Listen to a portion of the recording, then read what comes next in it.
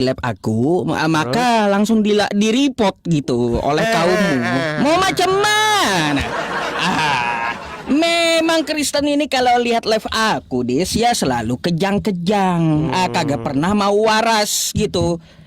Gitu. Oke, Memang Yusuf. pahit yang ku sampaikan gitu. Oke, apa mau kita bahas hari ini, Yusuf?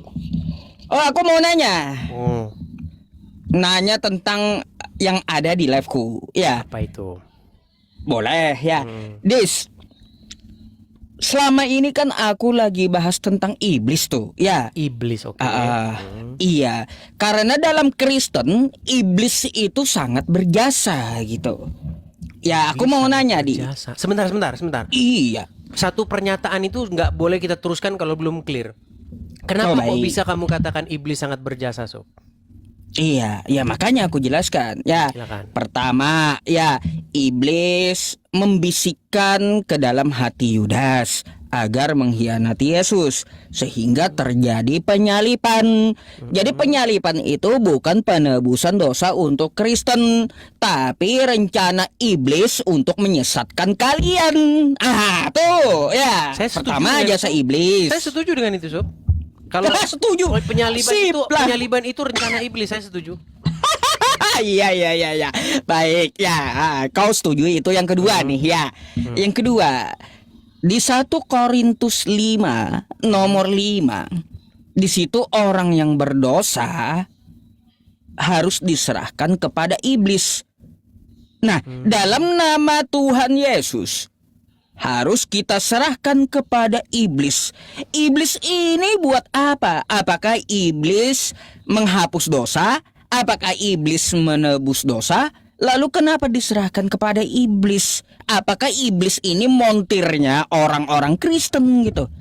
Baik. Coba, kenapa ini Kristen mengikuti iblis semuanya?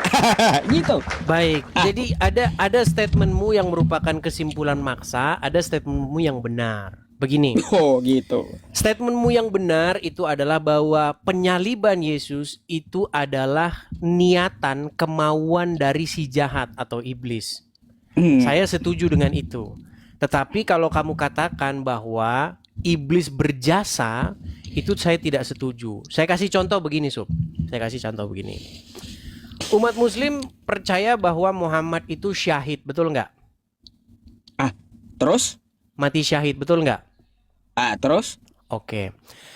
Menurut Anda yang membunuh Muhammad itu berjasa nggak membuat Muhammad mati syahid? Oh, sejak kapan? Tenang, pelan-pelan Ada ya. dalilnya? Gini, logikamu kan begini. Bentar, aku tanya dulu, ada dalilnya? Bukan, saya ini menggunakan tenang, Sob. Gak bakal kita ketemu diskusi deh. yang bagus. Gini, Sob, tenang. Kita Iya. diskusi yang bagus biar kita nggak kekanak-kanakan. Kita kasih contoh supaya orang tuh bisa diskusi dengan baik. Setuju? Setuju? Oh, aku dengar dulu lah. Baik. Kamu mengatakan bahwa iblis merasuki Yudas supaya Yudas memberitahukan di mana tempat persembunyian.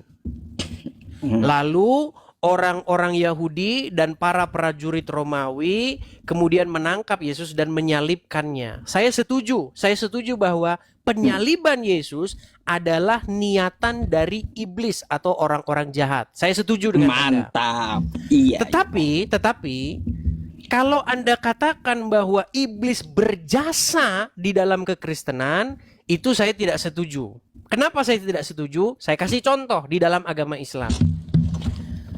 Muhammad diyakini oleh umat muslim sebagai seorang yang syahid di jalan Allah, sebagai syuhada dia. Nah, penyebab kematian Muhammad menurut Abdul Somad, menurut literasi-literasi umat muslim, diracun oleh seorang wanita Yahudi. Pertanyaan saya, apakah wanita Yahudi yang meracun Muhammad berjasa dalam agama Islam? Baik. Sekarang aku mau tanya dalilnya. Di mana dalilnya? Ya, di mana dalilnya wanita tersebut ya dibisikkan oleh iblis? Oke, kalau begitu pertanyaan saya, Loh, balik tanya kau. Tunjukkan dalilnya. Baik. Ada Jadi kita nggak? baik. Jadi Ada kita nggak? kita harus mengerti dulu apa yang dimaksudkan dirasuki oleh iblis atau dibisiki iblis. Jadi dibisiki iblis atau dirasuki iblis bukan berarti iblis itu bisikin. Bukan begitu. Maksudnya dikuasai, dikendalikan oleh si jahat. Jadi dalam terminologi kekristenan maupun dalam agama Islam, orang yang melakukan kejahatan adalah orang yang melakukan kemauan si setan itu, betul? Terus? Setuju nggak sampai sini? Setuju aku jelas. Nah, artinya perempuan yang meracun Muhammad adalah tindakannya itu adalah karena dia mengikuti kemauan setan, betul? Salah. Berarti dia melakukan kemauan siapa kalau begitu? Kehendaknya sendiri karena manusia punya kehendak bebas. Bukankah menurut Muhammad ada setan yang mendampingi setiap manusia untuk membisikannya melakukan itu kejahatan? beda pembahasan, itu masalah jin korin. Beda dengan Ya. setan yang membisikkan kejahatan, seperti Yudas dibisiki oleh iblis. Ya, Kalau maksud saya kau begini. mau apple to apple, gini, aku minta dalilnya. Sejak kapan wanita Yahudi itu ada dalilnya bahwa dia dibisiki oleh iblis? Muhammad berkata Tunjukkan dalam samaku. Baik, Muhammad berkata dalam sebuah hadis, sesungguhnya setiap manusia didampingi oleh korin. Korin itu sebenarnya artinya pendamping. Ada setan, kemudian ada malaikat, betul? Terus, Nah, setan betul, ada setan itu ada membisikkan. ada setan, ada malaikat. Oke, setan itu membisikkan seseorang untuk melakukan kejahatan, betul? Maryam Artinya- 83 untuk gini, aku jawab dulu. Silakan. Kalau kau bertanya betul atau tidak, ya. Di surah Maryam 83, setan itu diutus untuk orang-orang seperti kau dan Kristen. Gitu. Betul. Betul, saya akui. ya. Oke. Jadi setan Jadi diutus- kau dibisiki setan. Baik. Jadi setan menurut agama Islam nggak apa-apa, betul. Menurut agama Islam kok. Iya. Betul. Menurut agama Islam memang setan diutus untuk menyesatkan orang, untuk membuat orang itu, mengendalikan orang itu supaya dia melakukan hal-hal yang jahat, betul? Oke, terus. Artinya kesimpulannya wanita Yahudi yang seorang kafir, dia melakukan perbuatan meracun Muhammad itu karena si setan itu. Lah, itu kesimpulan kau. Dalilnya mana? Kan udah ada tadi dalilnya. Mana? Tunjukkan sampai kiamat ku tunggu, ya. Baik. Sampai kiamat ku tunggu mana Baik. dalilnya? Karena berkenaan tentang Nabi Muhammad pasti ada dalilnya. Baik. Bukankah setan diutus kepada orang-orang kafir untuk membuat mereka sesat? Betul. Bukankah setan termasuk diutus juga kepada perempuan yang meracuni Muhammad? Nah, mana dalilnya itu? Lah, kan gak ada. Kau gak bisa ngarang. Gak bisa ngarang kau sama aku, Des, ya. Gak bisa ngarang kau. Pelan-pelan. Dalilnya Gini, mana? Oke lah. Kalau kamu tidak mengakui bahwa perempuan itu meracun Muhammad atas dasar karena dia mengikuti hawa nafsunya atau setan, nggak masalah. Biar kita nggak debat kusir, kita lanjutkan saja begini. Karena kamu berpikir bahwa karena penyaliban itu adalah kehendak iblis, maka iblis harus dikasih reward, harus dikasih penghargaan, maka saya akan iya berpikir yang sama. Saya akan berpikir yang sama. Berarti wanita Yahudi yang telah meracun Muhammad harus diberikan penghargaan karena dia telah membuat Muhammad syahid. Betul nggak? Baik, tanggapanku ya. Silakan. Berkenaan tentang masalah penyaliban dan bisikan iblis, kan aku punya dalil yang kusampaikan. Yudas dibisiki oleh iblis. Betul. Yohanes 13 nomor 2, penyaliban itu dari bisikan iblis. Betul. Dan kau Saya sepakat. setuju Kalau saya dengan kau itu. mau ke Nabi Muhammad, ya, ke Nabi Muhammad, kata kamu, Nabi Muhammad diracuni wanita Yahudi setelah perang Khaybar. Mana dalilnya seperti Yudas tadi bahwa wanita itu dibisiki iblis? Sub, jangan balik lagi ke situ. Kita kan tadi sudah sepakat. Macet. Tenang, Nggak apple to apple kau. Biar aja kita diskusi gini. Maksud saya begini. Kita kan tadi sudah sepakat bahwa kita sepakat untuk tidak sepakat. Saya mengatakan bahwa menurut kaidah-kaidah agama Islam, orang yang berbuat jahat adalah karena dia mengikuti hawa nafsunya. karena dia mengikuti setan, korin yang ada pada dirinya. Jadi berangkat dari situ, maka perempuan yang meracuni Muhammad, maka dia karena mengikuti hawa nafsunya, dia karena mengikuti setan yang ada di korinnya itu. Nah, Iya. maka begini Sob. Tapi saya tidak membuat kesimpulan yang sama seperti yang kamu simpulkan. Saya tidak pernah mengatakan bahwa wanita itu berjasa dalam membuat Muhammad syahid, tidak. Nah, seperti itu pula saya tidak mengatakan bahwa iblis berjasa di dalam kekristenan. Tetapi adalah begini, sekalipun iblis merancangkan hal yang jahat, sekalipun iblis membuat hal yang ingin menggagalkan rencana Tuhan, tetapi Tuhan dapat membalikkan rencana iblis itu menjadi berkat, seperti itu. Itu dalam iman kekristenan. Baik. Nah, sama sepertinya Menjadi sebenarnya sama itu. Sebenarnya sama di dalam iman Islam. Sekalipun perempuan Yahudi berbuat jahat kepada Muhammad, tetap saja yang datang kepada Muhammad itu adalah syahid, syahada. Dia mati di jalan Allah. Itu yang dia imani oleh kaum muslim. Silakan, pertanyaan selanjutnya. Saya belum tanya yang sama kamu loh. Kamu baru nanya sama saya. Silakan. Pertanyaan selanjutnya aku mau bahas iblis ya.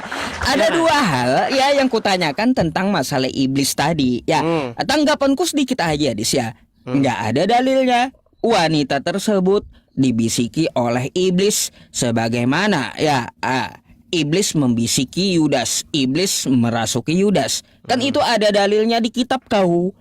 Makanya kau akui bahwa penyalipan itu dari si jahat, dari iblis. Berarti penyalipan itu bukan penebusan dosa dari Tuhan, tapi penyesatan iblis kepada Kristen. Tuh ya, jangan ikuti iblis lah kau Dis ya. Kalau itu. Itu kan kesimpulan dariku. Kau punya kesimpulan, aku pun punya kesimpulan. Ya. Sekarang dalilnya aku kan minta tunjukkan toh. Baik. Mana wanita itu dibisiki oleh iblis. Sampai kiamat belum 2 hari kau kagak akan ketemu itu dalil. Ya. Tuh. Yang kedua. Ketawa aja dia. Yang kedua ya Dis ya. Yang kedua di 1 Korintus 5 nomor 5. Ini pertanyaanku kedua. Setelah ini kau boleh tanya gitu apapun ya. Di 1 Korintus 5 nomor 5 kau buka aja. Dalam nama Tuhan Yesus, orang itu harus kita serahkan kepada iblis. Lagi-lagi di sini, orang Kristen yang berdosa ya itu diserahkan kepada iblis. Sangat berjasa iblis ini kepada orang Kristen.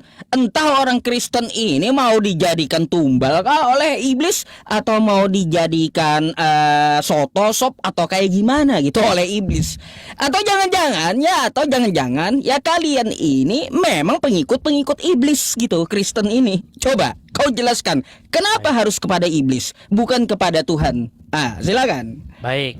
1 Korintus berapa? 1 Korintus 5 nomor 5. 1 Korintus 5 ayat 5. Ini berbicara mengenai orang-orang bebal ini, ya. Kapan pula ada ayat di kitab kau? Saya akan bacakan 1 Korintus 5 ayat yang kelima. Sebelum kelima, kita mulai dulu dari ayat yang pertama ya. Memang orang mendengar bahwa ada percabulan di antara kamu, dan percabulan yang begitu rupa seperti yang tidak terdapat sekalipun di antara bangsa-bangsa yang tidak mengenal Allah, yaitu bahwa ada orang yang hidup dengan istri ayahnya. Sekalipun demikian kamu sombong. Tidakkah lebih patut kamu bersuka cita dan menjauhkan orang yang melakukan hal itu dari tengah-tengahmu? Sebab aku sekalipun secara badani tidak hadir, tetapi secara rohani hadir. Nah, dikatakan begini. Bila mana kita berkumpul dalam roh, kamu bersama-sama dengan aku dengan kuasa Yesus Tuhan kita. Orang itu harus kita serahkan dalam nama Tuhan Yesus kepada iblis sehingga binasa tubuhnya agar rohnya diselamatkan pada hari Tuhan.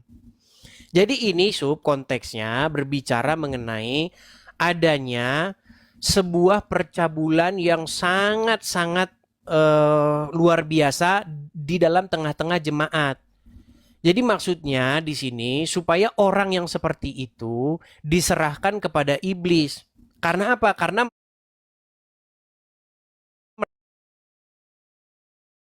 tidak menyadari dosanya itu. Itu nggak ada kaitannya dengan yang kita bahas mengenai penyaliban. Enggak, memang enggak ada. Itu pertanyaan kedua. Yang kupertanyakan itu, kenapa harus diserahkan kepada iblis? Apa jasa iblis terhadap Jasa orang iblis? Kristen? Harus kepada iblis gitu diserahkannya dalam nama Tuhan Yesus. Seharusnya kalau dalam nama Tuhan diserahkan kepada Tuhan. Ya, Ini diserahkan kepada iblis. Maksudnya itu orang-orang bebal. Itu ungkapan seperti itu ada dalam Quran, Sob. Gimana? Kalau saya ungkapkan satu dalam Al-Quran gimana? Enggak apa-apa, pertanyaannya kenapa harus kepada iblis? Di dalam Al-Quran ada juga ungkapan seperti itu, Unco. Kau jawab dulu. Kenapa harus diserahkan kepada iblis? Karena dia adalah seorang yang bebal, sudah hidup dalam percabulan, hidup bersama dengan istri ayahnya, dikatakan loh di sini dikatakan begini. Buat apa? Ada percabulan di antara kamu dan percabulan yang begitu rupa seperti yang tidak terdapat sekalipun di antara bangsa-bangsa yang tidak mengenal Allah, yaitu bahwa ada orang hidup dengan istri ayahnya. Ini kan perbuatan yang sangat-sangat betul-betul biadab. Ya, aku tahu ceritanya, aku tahu. Nah, makanya orang seperti ini, kata Paulus, yang dia bermegah sombong dalam dosanya, sudah pantas dia diserahkan kepada iblis. Pertanyaannya kenapa harus diserahkan kepada iblis? Karena dia bukan tidak kepada Tuhan. Karena dia tidak tahu, tidak sadar akan dosanya. Ya, kalau seperti itu jawabanmu, dia tidak tahu akan dosanya. Iblis itu kan bapaknya dosa. Iya. Bapaknya para pendosa, kan Iya. kayak gitu. Iya. Nah, gini, orang yang berdosa itu kalaunya mau ditebus, itu diserahkan kepada iblis atau kepada Tuhan? Ini bukan berbicara mengenai orang yang baik supaya ditebus, tapi ini orang yang memang tidak mau bertobat. Pertanyaanku, kenapa harus kepada iblis? Apakah Kristen pengikut iblis? Karena dia atau kayak pantas. gimana Kristen Karena ini? ini bukan seorang Kristen, ini adalah seorang yang hidup dalam percabulan. Dia hidup bersama istri bapaknya. Gimana sih? Oke, Dis, kau mengelak pula ini bukan orang Kristen yang menyebut dalam nama Tuhan Yesus. Itu Dalam agama apa? sebuah jemaat, terima kasih. Dalam Hah? sebuah jemaat ada anggota jemaat yang dia itu hidup bersama dengan istri ayahnya, dan itu dikritik Aku keras tahu. oleh Paulus. Oh, gini, kamu gak ngerti pertanyaanku berarti. Aku tahu ceritanya, oke? Gak perlu kau ceritakan dosa dalam jemaat, ya. Nah, pertanyaanku, kenapa orang berdosa harus diserahkan kepada iblis? Karena Apakah itu- kalian karena itu yang ini pantas pengikut bagi dia. iblis? Karena Bentar, itu yang pantas bagi apakah kalian pengikut iblis? Kenapa tidak diserahkan kepada Tuhan? Kalau dia. diserahkan kepada Tuhan, Karena dia pengikut iblis. berarti Kristen yang berdosa dalam nama Tuhan Yesus bukan diserahkan Bukan kepada Kristen Tuhan. di situ. Ada salah satu Dalam nama jemaat Tuhan yang Yesus, hidup di dalam nama Tuhan Yesus itu percabulan. agama apa? Agama apa yang nyebut dalam nama Tuhan Yesus? Dalam nama Tuhan Yesus itu adalah orang-orang yang menyerahkan si orang tadi. Iya, agamanya apa yang menyebut dalam nama Tuhan Yesus? Kristen. Adakah Islam menyebut dalam nama Tuhan Yesus? Atau Agamanya Buddha atau Kristen. Hindu? Kristen, kau sendiri akui. Iya, Ya, tetapi jadi Kristen itu yang adalah berdosa orang yang diserahkan ke menyerahkan. iblis. Yang mengatakan dalam nama Yesus itu orang yang menyerahkan, bukan orang yang diserahkan. Lalu apa yang kau mau bilang di situ? Dalam nama Tuhan Yesus, emangnya Yesus, Tuhan kamu, itu sekongkol dengan iblis gitu? Tidak. Lah terus buat apa ke iblis? Yang sekongkol dengan iblis itu adalah Allah. Lah, kok bantahannya kayak gitu? Itu kitab kau. Kalaunya di Al-Quran kita bahas Quran. Oke, kan kayak Baik. gitu. Sekarang kitab boleh kau. saya mengajukan Ya. pertanyaan yang sama. Kamu mengajukan dua pertanyaan. Iya. Saya mengajukan dua Mau pertanyaan. lari dari pertanyaan. Nggak bisa dijawab Edis juga. Iya, masalah tidak bisa dijawab itu kan Aduh. perspektif musuh. Kita nggak bisa memaksakan. Nanti kita debat kusir. Hindarilah debat-debat kusir yang tidak berujung. Setuju? Ya sudah ya. Kalau kamu seperti itu ya aku pun punya kesimpulan kau tidak bisa menjawab hal tersebut. Gitu. memang Buat apa diserahkan kepada kita iblis? kesimpulan masing-masing, biarlah penonton yang menilai. Oke. Iya, Ya itu aja sih kenapa ya. kita debat kusir? Baik, nggak apa-apa. Kesimpulannya ya karena diserahkan kepada iblis, Kristen pengikut iblis. Gitu aja sih. Baik. Silakan kau mau Oke. tanya apa? Baik, saya akan mengajukan pertanyaan yang sama, Sub, dengan pertanyaan kamu kepada saya. Baik, pertama-tama seputar penyaliban. Ini isu ini saya lihat sebenarnya ini asalnya dari Donditan, kemudian ke Zuma, kemudian ke kamu. Masalah penyaliban, kemudian Yesus berjasa. Oke. Nah, memang sangat memprihatinkan ketika ada orang Kristen yang mengatakan bahwa penyaliban itu adalah rencana Bapa di sorga. Nah, itu makanya yang saya bilang orang Kristen yang begini. Iya. Sepakat ku tuh. Ya, saya nggak mau gini. Maksud saya begini, penyaliban itu keinginan daripada si jahat. Apa keinginan Bapa? Keinginan Bapa di surga itu apa? Keinginan Bapa di surga adalah supaya Yesus menghadapi penyaliban itu. Supaya Yesus tidak lari dari penyaliban itu seperti Nabi Isa yang lari tunggang langgang dari penyaliban, malah orang lain yang disalib. Maksud saya begini, Sob.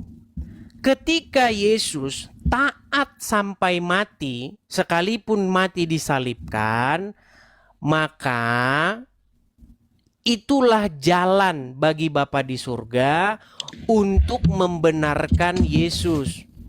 Karena dia taat sampai mati. Oke, sekarang saya kasih contoh. Saya kasih contoh dalam agama Islam. Begini, Sob. Ketika Muhammad syahid, apa yang diberikan Allah kepada Muhammad menurut agama Islam?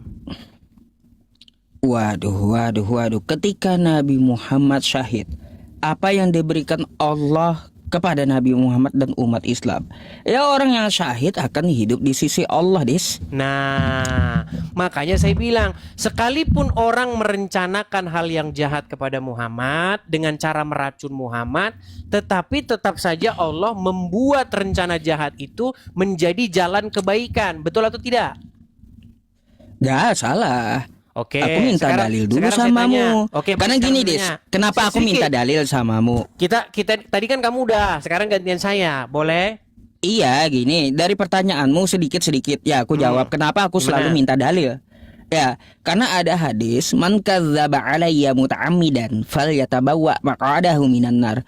Ya, barang siapa yang berdusta atas namaku, kata Nabi Muhammad, siap-siaplah orang seperti kau tempatnya di neraka. Makanya tentang Nabi Muhammad, ya kalau kau menuduhkan wanita tersebut ya meracuni Nabi Muhammad itu adalah dari godaan iblis atau setan, mana dalilnya? Oke, sebelum kita membahas itu begini. Oke. Apakah tindakan meracun Muhammad itu tindakan yang baik atau tindakan yang jahat? Tindakan yang jahat. Tindakan yang jahat. Yang jahat itu datang dari setan atau datang dari Allah? Dari hawa nafsunya. Ya, hawa nafsu itu bisikan setan apa bisikan Allah? Ya, bisikan setan. Nah, berarti itu datang dari si jahat. Tapi sekalipun si setan merancangkan yang jahat, sekalipun si setan ingin membinasakan hamba Allah yaitu Muhammad, ini saya bicara dalam terminologi Islam ya. Tetapi tetap saja Allah membuat itu menjadi jalan kesyahidan, betul? Terus? Betul atau salah saya? Ya, di mana dalilnya? Oke, apakah Muhammad syahid karena diracun oleh wanita Yahudi? Des, Nabi Muhammad itu disebut syahid ya syahid. Kalau kau mau membahas diracuni ya itu banyak panjang. Iya, kan kayak gitu. Maksud saya begini. Ketika Muhammad diracun, beberapa tahun kemudian Muhammad mengatakan, terasa pada hari ini racun yang kumakan di Khaybar telah memutus urat nadiku, betul? Lah, terus? Nah, sehingga Muhammad menghembuskan nafas terakhirnya, betul? Nah, para ulama berkesimpulan Muhammad syahid, dia mati sebagai syahid, betul? Terus? Apa lagi kau Nah, mau bawa? pertanyaan saya, berarti setan melalui perantaraan wanita Yahudi berjasa dalam membuat Muhammad syahid, betul? Oh, lagi-lagi tentang Nabi Muhammad, dalilnya mana? Nah, Setan itulah membisiki wanita maksudnya tersebut. begini, saya nggak bertanya sama kamu, Sob. Saya hanya meluruskan pandangan-pandangan orang Islam supaya bisa memahami kekristenan dengan benar. Jadi maksud saya begini. Alah, nggak ada dalilnya yang kau bawa, masalahnya Baik, nggak jadi begini, kuat. maksud saya, begini, Sob. Jadi kenapa penyaliban menjadi, kan ada istilah kutuk menjadi berkat di dalam Kristen itu.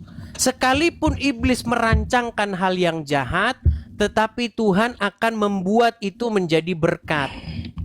Contoh, sekalipun setan dengan perantaraan Yudas dan juga orang-orang Yahudi dan juga prajurit Romawi menyalibkan Yesus, tetapi justru lewat penyaliban itulah bagaimana ketaatan Yesus dibuktikan.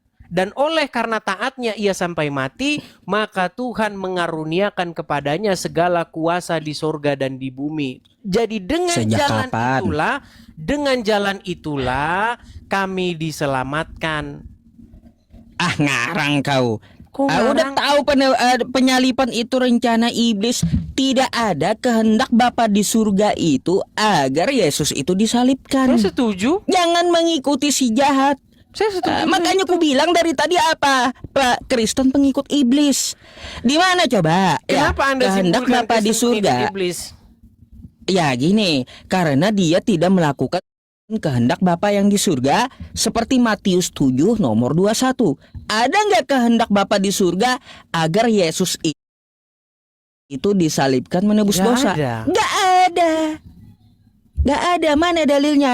Kehendak Bapa di surga, kata Yesus, aku disalibkan untuk menebus dosa Kristen. Nggak bakal ada. diulang lagi Penyaliban sih, Sob? itu hanya untuk apa? Untuk membisiki. Kenapa kamu ulang lagi? Lah. Itu kan aku bahas sesuai yang kamu bahas. Ayo, So, ada yang salah? saya harus bagaimana? Ya udah, dalilnya mana? membahasakan dengan Nggak kamu? perlu debat Pelan-pelan. kusir. Begini, Nggak Sob. nggak Biar perlu kita debat nggak kusir. Gini, Biar kita nggak aku minta debat kusir. dalilnya aja.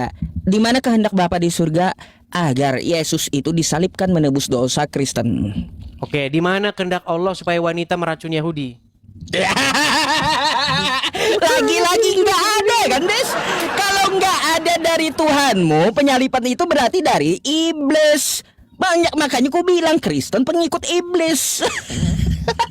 Gimana sih? Mana? Kalian Kalau kau mau penonton bisa bantah menilai kehendak sendiri ya, Bapa di surga, bagaimana kualitas orang Islam? kan kayak gitu. Mana kehendak Bapa di surga? Ya, agar Yesus disalibkan menebus dosa Kristen. Bukankah tadi sudah saya katakan kepada kamu, Sob, penyaliban itu bukan kehendak Bapa di surga. Lalu bagaimana kamu bertanya kepada saya mana kehendak Bapa di surga supaya Yesus disalibkan? Ini ada saja. Baik. Gini, kalau sudah tahu bukan kehendak Bapa di sorga, tapi kehendak iblis, berarti penyalipan dari iblis. Betul. Kalian ini pengikut iblis, bukan pengikut Bapa yang di sorga. Kami bukan pengikut iblis, kami tidak mengikuti supaya Yesus disalibkan. Ada saja.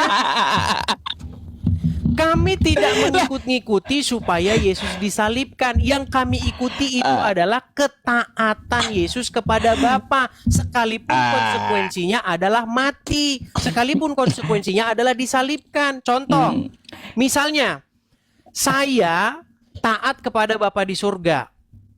Orang Muslim ngancam saya, kamu mau nggak tinggalin Yesus? Kalau kamu nggak tinggalin Yesus, saya salibkan kamu. Nggak masalah, saya disalibkan. Yang penting saya taat kepada Bapa di surga sampai mati. Seperti bagaimana Yesus taat kepada Bapa di surga sampai mati. Jadi salib itu adalah lambang ketaatan. Lambang ketaatan sampai mati. Gimana sih? Sejak kapan salib itu lambang ketaatan? Salib itu lambang kutukan. Yesus tidak lari dari penyaliban seperti Isa yang lari ngiprit dari penyaliban. Kalau dia tidak lari dari penyalipan, buat apa dia nyuruh muridnya jual jubah beli pedang? Pedang buat apa? Ngupas bawang. Baik. Mau lawan atau ngupas bawang tuh pedang? Baik. Ketika seorang hamba imam besar menebaskan pedangnya ketika Simon Petrus menebaskan pedangnya lalu terkena seorang hamba itu yang bernama Malkus, buktinya Yesus sembuhkan. Buktinya Yesus menyuruh Bukan itu menyarungkan yang pedangnya. kutanya. Ya, buat apa itu pedang? Buat ngelawan atau buat kupas bawang gitu? Baik, pada intinya Yesus menyuruh menyarungkan pedang itu. Sarungkanlah pedangmu. Kalau intinya seperti itu, ya Desya, berarti Yesus itu tidak mau dia ditangkap oleh tentara Romawi. Kata siapa Ya, Yesus mau disalibkan? Hoak kau asumsi. Buktinya ketika orang prajurit Romawi datang, kalau aku yang kalian cari, biarkanlah orang-orang ini pergi. Kan utuh ayatnya itu. Jangan kamu baca separuh-separuh. Ya, nggak ada sih. Ya, masalah itu sampai ke situ aku ya menanyakan. Aku hanya menanyakan tentang masalah iblis dan kau bawa hal yang sama. Pertanyaan kau, ya satu aja jawabanku. Kalau kamu berpendapat seperti itu, Nabi Muhammad diracun oleh wanita Khaybar tersebut adalah dari setan. Mana dalilnya wanita itu kita nggak dibisiki perlu kita setan? ulang-ulang lagi, Sob. Orang-orang Islam pun itu sudah tahu itu dari setan. Kamu pun akan mendapat kritik dari mereka. Nah, sekarang begini. Nggak akan ada. Yang saya maksudkan begini. Kenapa kalian tidak bisa memahami definisi salib dengan benar? Salib itu adalah lambang sebuah penghukuman. Bahkan dikatakan lambang kutukan. Ya, nah, iya. Yesus sekalipun menanggung hal seperti itu, dia tidak lari. Dia tidak melarikan diri dari konsekuensi apa yang dikatakannya. Nah, ketika Yesus taat sampai mati, itu sama seperti contoh begini. Saya dibawa ke sebuah pengadilan oleh orang-orang Muslim. Kamu mau masuk Islam nggak? Kalau kamu nggak mau meninggalkan Yesus, kamu nggak mau masuk Islam, saya salibkan kamu. Nah, ketika saya tidak memilih mengikut Islam, ketika saya lebih memilih taat sampai mati bahkan disalib, di situ saya diuji ketaatan saya itu terbukti benar. Nah, ketika ketaatan saya terbukti benar, maka salib yang merupakan lambang penghukuman, salib yang merupakan lambang hukuman mati, dirubah menjadi berkat. Nah, sama seperti dalam agama Islam, Sob. Di dalam agama Islam itu juga ada.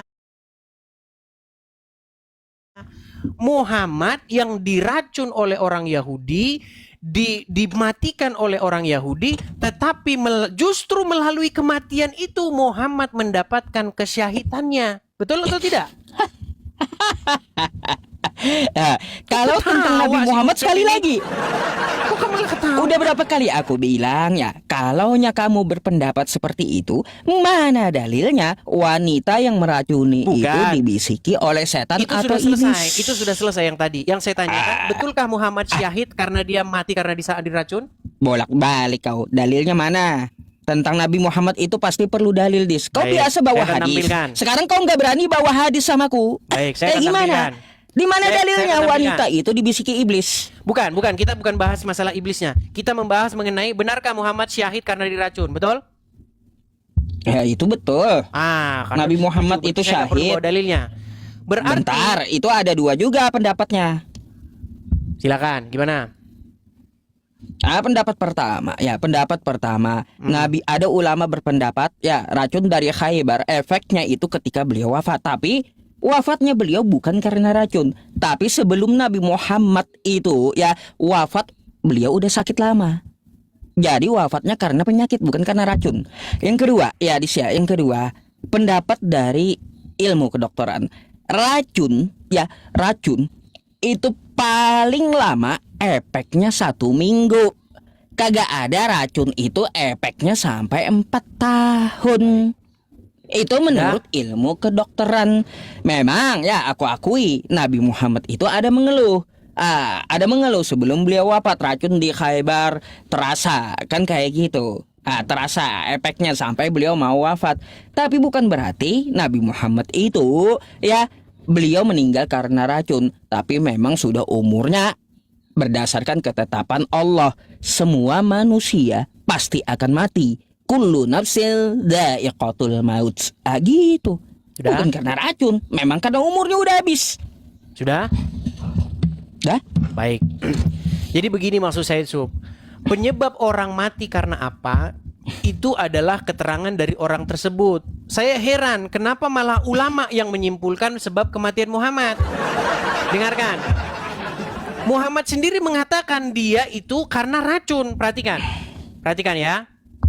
Nabi Muhammad pun mereka bunuh. Diundang Saya bentar, saya sakit Rasulullah SAW semakin parah. Lalu kemudian kata Nabi kepada Aisyah. Apa kata dia? Ya Aisyah, wahai Aisyah, ma'azalu ajidu alamat ta'am. Terasa di dalam sakitnya makanan yang kumakan waktu di Khaybar. Ini dalil bahwa dia mati diracun. Ini dalil bahwa dia mati diracun. Ini Jadi Abdul Somad pun sudah mengakui bahwa karena pengakuan Muhammad sendiri kepada Aisyah, wahai Aisyah, sekarang sudah tiba ajalku. Terasa racun yang kumakan di Khaybar itu telah memutus urat nadiku. Jadi menurut Muhammad dia meninggal karena diracun oleh perempuan Yahudi di Khaybar. Kok malah ulama yang mengatakan karena usia? Berarti Muhammad menurut ulama sedang ngigau. Baik, Des.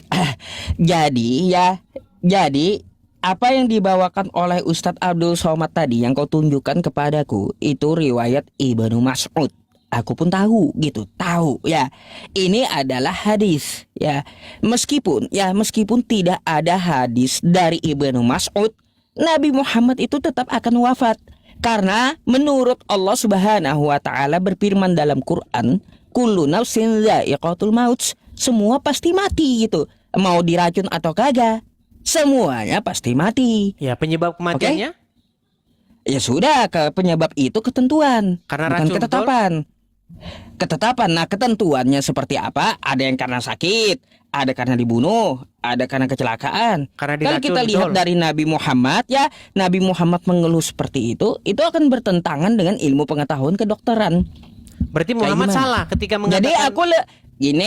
Jadi aku lebih mengikuti apa yang dikatakan Al-Quran. Semua orang pasti mati. Jadi dan Muhammad- semua jadi nabi Muhammad- itu pasti akan wafat. Jadi Anda tidak mengikuti apa kata Muhammad? Oh, semua yang di hadis, yang sahih hadis ya pasti diikuti. Karena Oke. sebagai pedoman hidup. Apa yang Muhammad katakan? Karena racun itu bukan? Des, Nabi Muhammad itu Enggak ya jawab beliau si wafat Ucup di ya. Bentar, aku jawab. Nabi Muhammad itu wafat diracun atau kagak ya? Itu enggak Bukan masalah bagi itu. umat Islam. Pengakuan Muhammad sendiri dia meninggal karena apa? Lah, adakah Nabi Muhammad aku mati karena diracun? Nggak kayak gitu hadisnya, kawan. Perhatikan sekali lagi. Wahai Aisyah, terasa ajalku. Sebentar nih ya, saya tunjukkan kepada Anda. Perhatikan. sakit Rasulullah SAW semakin parah. Lalu kemudian kata Nabi kepada Sakitnya makin parah, oke? Ya Aisyah, wahai Aisyah, ma'azalu ajidu alamat ta'am. Apa artinya itu? Wahai Sekarang Aisyah. saatnya ajalku datang, betul? Mana Saya terjemahnya ulangi. kayak gitu? Saya ulangi. Perhatikan. Aisyah, ma'azalu ajidu alamat ta'am. Terasa Apa artinya? dalam Apa artinya? Apa artinya? Nih, ku artikan. setelah- Wahai Aisyah, bentar. Nih aku yang artikan. Silakan. Wahai Aisyah, ya, aku merasakan sisa makanan di Khaybar. Merasakan sakit, merasakan racun, sisa makanan yang di Khaybar. Oke. Itu Jadi artinya. Muhammad sendiri mengatakan bahwa dia merasakan sakit akibat sisa makanan racun di Khaybar, betul? Ada Nabi Muhammad, wahai Aisyah, aku akan mati karena racun di Khaybar. Ada. Berat. Ngeles kau. Kau Baik. kagak bisa pelintir hadis sama baik. kudes. Saya teruskan Nggak ya. bisa. Saya teruskan. sakitnya makanan yang kumakan waktu di Khaybar. Ini dalil bahwa dia mati diracun. Ini dalil bahwa dia mati diracun. Seorang Abdul Somad saja mengatakan ini dalilnya bahwa Nabi itu mati diracun.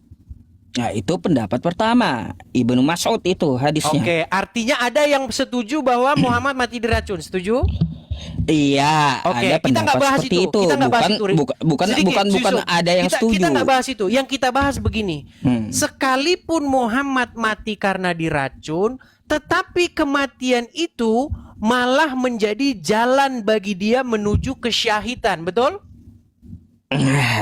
Betul nggak? Udah, aku bawakan. Bentar dulu, aku ada bantahannya. Silakan. Di dalam kitab Al-Mustadrak ya, yang diriwayatkan oleh Al-Hakim, di situ Nabi Muhammad bersabda, "Aku tidak pernah memikirkan penyakit aku."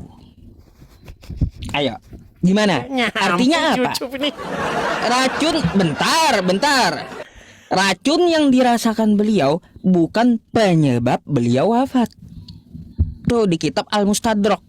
Bukan itu Ada yang pula. saya tanyakan. Ketika Muhammad meninggal, dia meninggal karena syahid atau tidak? Nabi Muhammad itu syahid, oke. Meninggal karena syahid. Sekalipun orang membunuh dia, tapi itu jalan bagi dia menuju surga, betul? Lah, terus Nabi Muhammad itu memang dijamin surga. Lalu? Nggak nyambung sih si Ucup ini. Enggak, masalahnya kamu mau ke sana kemari pelintir hadis. Bukan, yang Enggak saya ada maksudkan Nabi begini, Muhammad Sob. itu. Bentar, Saya yang ku itu maksud tidak gini. berpola pikir seperti kalian. Kalian kan mengatakan Des. bagaimana poinnya itu sebenarnya sudah dapat, Sub. Saya cuma mau menyampaikan begini. Saya tidak pernah mengatakan bahwa perempuan Yahudi yang meracuni Muhammad itu berjasa. Saya tidak pernah mengatakan begitu. Sebagaimana kalian mengatakan bahwa iblis yang menginginkan supaya Yesus disalibkan berjasa. Tidak. Iblis tetap kepada penghukumannya, iblis tetap terhadap kejahatannya. Tetapi sekalipun iblis merancangkan hal-hal yang jahat, sekalipun iblis merancangkan untuk menggagalkan rencana Tuhan, tetapi tetap saja itu menjadi jalan bagi Tuhan tetap melaksanakan keinginannya. Iblis tidak bisa menggagalkan rencana Tuhan, sekalipun iblis merencanakan untuk menggagalkannya. Oke, udah. Jadi tidak bisa. Boleh aku jawab? Berarti iblis mendapatkan penghargaannya tidak, gimana? Itu Inilah saya menjelaskan ajaran itu saja Edis, sama kamu, ya. Sob. Saya belum Baik, bertanya ya, aku sama kamu soal tanggapi. agama Islam. Ya iya. Sekarang ku tanggapi. Silakan. Inilah ajaran kau boleh berdusta dalam segala hal gitu. Ya, aku udah bilang pendapat pertama yang dibawakan oleh Ustadz Abdul Somad itu dari Ibnu Mas'ud. Ya, tidak ada dikatakan di dalam hadis itu, wahai Aisyah, aku akan mati, aku akan wafat karena racun. Gak ada. Tapi beliau hanya merasakan. Itu satu. Ya, merasakan racun yang di Khaybar. Itu belum wafat. Belum. Ada pendapat yang kedua. Dari hadis beliau juga di kitab Al-Mustadrak. Beliau tidak pernah memikirkan racun itu. Artinya apa? Penyebab wafatnya Nabi bukan karena racun. Di hadis yang kedua. Jadi itu tidak bisa dijadikan dasar wafatnya Nabi Muhammad atas racun yang di Khaybar. Gak bisa. Jadi dasarnya Nabi Muhammad itu wafat karena memang ketetapan dari Allah, kullu nafsin dha'iqatul maut, bukan karena racun Khaybar. Jangan kau pelintar-pelintir hadisku. Gak bakal bisa kau pelintar-pelintir samaku. Saya tanggapi lagi. Nah, itu aja. Baik. Kalau saya hanya mengutip pendapat-pendapat ulama-ulama besar yang diakui di Indonesia ya, Abdul Somad, Khalid Basalamah, Firanda dan lain-lain. Apakah semuanya sepakat? Perhatikan, Sob. Perhatikan. Ternyata wanita Yahudi ini taruh racun di kambing tersebut. Sehingga Nabi pun makan kambing tersebut. Kemudian tiba-tiba kambing itu berbicara, ini masmuma, sungguhnya aku beracun. Akhirnya Nabi mengatakan para sahabat itu berhenti. Sungguhnya ada racunnya, tapi sebagian sahabat akhirnya meninggal dunia. Dan Nabi juga sempat mengunyah racun tersebut. Itulah racun yang akhirnya masuk ke tubuh Nabi. Dan itu sebabnya Nabi SAW sakit. Tatkala Nabi akan meninggal dunia, Nabi berkata, fahada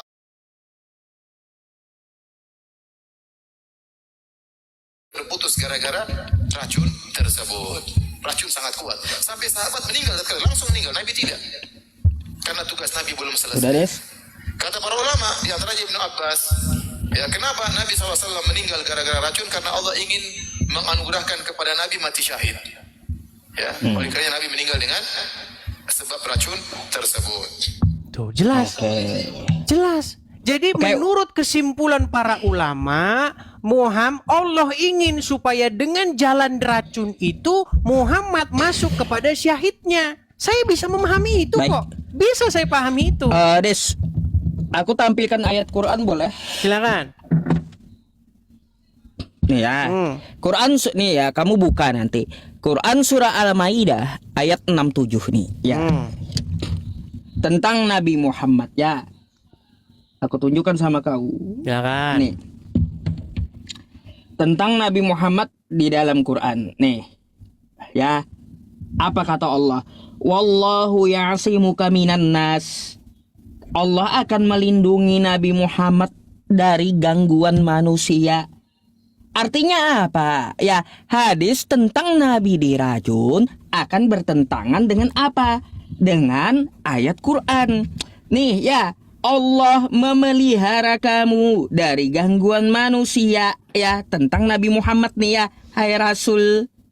Artinya apa? Ya, yang bertentangan dengan Al-Quran, maka ya hadis tersebut tertolak. Gitu Dis. Biar kamu tahu. Baik. Bentar, aku balik kamera dulu. Ya karena apa? Pedoman umat Islam nomor 1 adalah Al-Quran. Jadi nggak bisa dijadikan dasar Nabi Muhammad itu wafat karena racun, karena dia dilindungi Allah Subhanahu wa Ta'ala dari gangguan manusia. Gitu. Baik. Baik. Saya tanggapi ya. Saya tanggapi dua pertanyaannya ya. Saya tanggapi dalam dua sisi.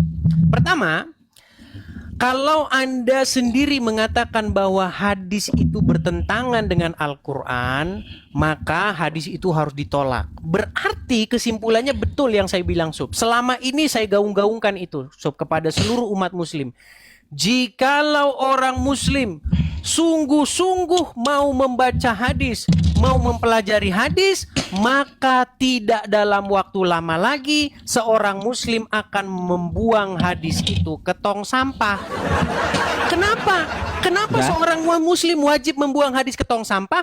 Karena Yusuf PI sendiri mengatakan hadis itu bertentangan dengan Al-Quran. Itu yang pertama. Kemudian yang kedua, itu jika hadis itu tidak benar ya. Kalau hadis itu tidak benar, salah. Kalau hadis itu benar, makin salah. Bayangin, posisi umat muslim tuh kejepit, maju kena, mundur kena. Persis seperti judul Warkop DKI. Perhatikan. Di dalam Quran surat Al-Haqqah ayat yang keempat. Saya balikan dulu kamera saya, Sob, biar enak kita bacanya. Perhatikan. Andainya dia, maksudnya Muhammad, mengadakan sebagian perkataan atas nama kami, niscaya benar-benar kami pegang dia pada tangan kanannya. Kemudian benar-benar kami potong tali jantungnya. Nah, ini membuktikan bahwa Muhammad telah mengadang-adakan perkataan atas nama Tuhan. Makanya dia kena karma ini. Saya tunjukkan dalilnya bahwa dia telah mengada-adakan perkataan yang tidak dikatakan oleh Tuhan. Saya tunjukkan dalil-dalilnya. Kalau saya ngomong artinya berdasarkan dalil. Baik. Di dalam Quran dikatakan begini. Bahwasanya Allah tidak akan Muhammad tidak akan mengatakan sesuatu kecuali berdasarkan wahyu. Ada dalilnya dalam Al-Qur'an. Dikatakan wa ma yantiqu 'anil hawa in huwa illa wahyu yuha. Tidaklah yang dikatakannya itu berdasarkan hawa nafsunya, melainkan berdasarkan yang diwahyukan kepadanya. Tetapi ternyata Muhammad mengatakan berdasarkan hawa nafsunya. Di mana kejadian itu? Kejadian itu terjadi berulang-ulang dan terus-menerus. Pertama, suatu waktu Nabi Muhammad SAW, kayak ustadz saya sekarang ya, lewat di suatu kebun kurma di Madinah. Pada waktu itu Muhammad melihat orang-orang sedang mengawinkan pohon kurma. Maksudnya menyerbuk benang sari dan putik. Dikawinkan benang sari dan putik. Lalu Muhammad melihat hal itu dan berkata, apa yang diperbuat oleh orang-orang ini adalah satu perbuatan yang sia-sia. Seandainya mereka membiarkan kurma itu begitu saja, maka kurma itu akan baik-baik saja. Lalu karena Nabi yang ngomong, karena Rasulullah yang ngomong, kalau ngomong tidak berdasarkan hawa nafsunya, berdasarkan wahyu, maka para petani kurma mengikutinya. Diikuti, ditaati. Singkat cerita, beberapa lama kemudian datanglah lagi Rasulullah ke sana. Dilihat, wahai para petani, ada apa dengan pohon kurma kalian ini? Lalu para petani berkata, wahai Rasulullah, bukankah engkau berkata begini dan begitu? Yang kami lakukan itu perbuatan sia-sia. Lalu Muhammad dalam tanda kutip ngeles dengan kata-kata, itu adalah pendapat pribadiku. Nah ini salah satu dasarnya. Karena Muhammad mengatakan sesuatu bukan berdasarkan apa yang diwahyukan, tapi dia mengatakan apa yang berdasarkan hawa nafsunya. Makanya hadis tadi mengenai dia dikatakan sesungguhnya racun yang kumakan di Khaybar telah memotong urat nadiku tepat yang dikatakan oleh Al-Quran telah kena kepada Muhammad. Silakan. Baik. Tanggapan. Ya sekali lagi ya aku harus katakan samamu Disya, inilah ajaranmu. Boleh berdusta dalam segala hal. Kutanggapi dulu ya ayat Al-Quran yang kau bawa. Quran surah Al-Haqqah ayat 44. Andai ini Nabi Muhammad itu ya menyeleweng tentang wahyu yang disampaikan, pada saat itu juga Nabi Muhammad akan mati. Contoh, ketika dia terima wahyu pertama, dia sampaikan nyeleweng atau tidak? Tidak, ya.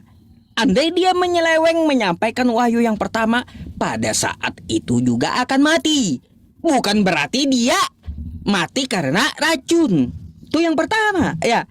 Jadi saat di dalam gua itu, andai dia menyampaikan wahyu yang bertentangan dari yang dia terima, pada saat itu juga di dalam gua dia akan mati. Bukan karena racun. Itu maksud Al-Haqqah 44. Pada saat itu juga. Yang kedua Disya, lalu kau bawa ya tentang masalah hadis tadi.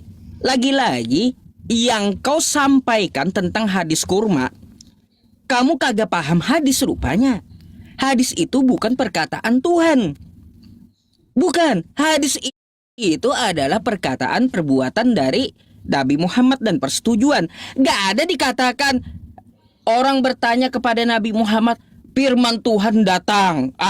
Jadi kurma itu harus dikawinkan. Gak ada kayak gitu firman Tuhan. Itu memang pendapat dari Nabi Muhammad. Siapa suruh juga Des ya. Nabi Muhammad itu bukan tukang kebun. Beliau Nabi, utusan Tuhan. Ya, bukan tukang kebun. Lalu tiba-tiba orang yang berkebun nanya kepada yang tukang kebun. Ya jelas salah lah pendapatnya. Kau sakit gigi, nanya obatnya kepada tukang bakso. Nyambung kagak? Jadi kalaunya tukang bakso ya bilang obatnya itu A atau B. Lalu obatnya salah, yang memberikan obat atau yang menanya kepada tukang bakso yang salah? Jelaslah yang nanya kepada tukang bakso. Sakit gigi nanya ke tukang bakso. Kalau sakit gigi itu nanya ke dokter gigi, bukan ke tukang bakso. Begitu pula orang yang berkebun nanya kepada Rasulullah, utusan Tuhan yang bukan seorang pekebun. Lalu kalau beliau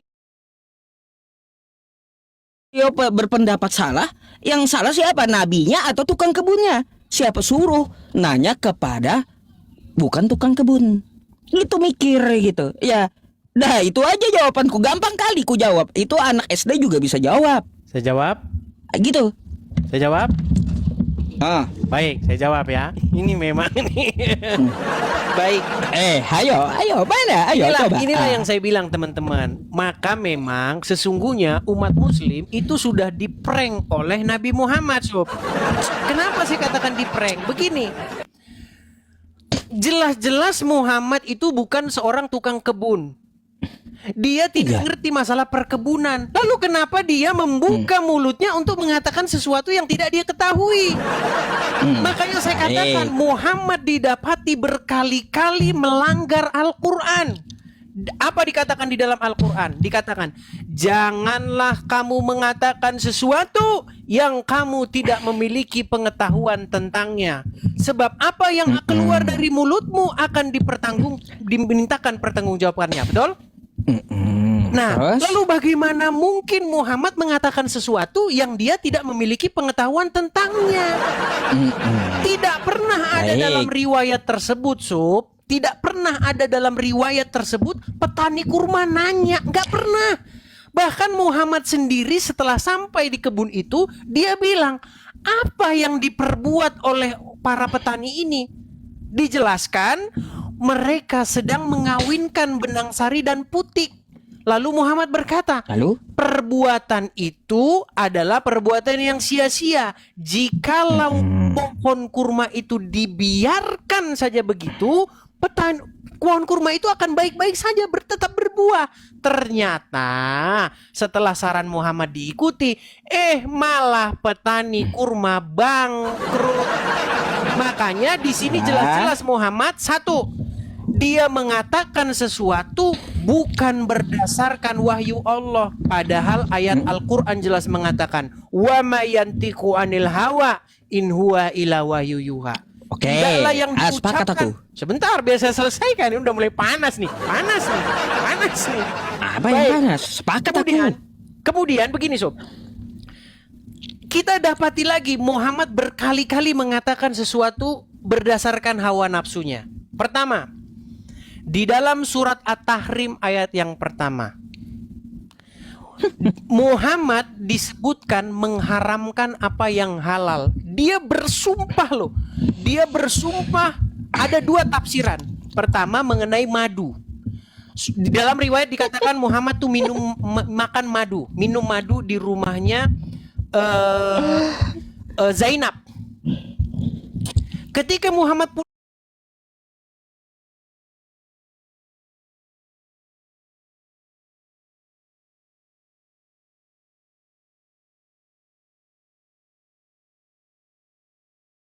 di rumah Zainab, Aisyah dan Hafsah bersekongkol untuk mengatakan bahwa mulut Muhammad bau maghfir. Lalu Muhammad dengan mudahnya berkata, saya bersumpah saya tidak akan lagi minum madu di rumah Zainab. Itu tafsir yang pertama. Tafsir yang kedua adalah mengenai Maria Al-Qibtiyah yang digauli Muhammad di ranjangnya Hafsah.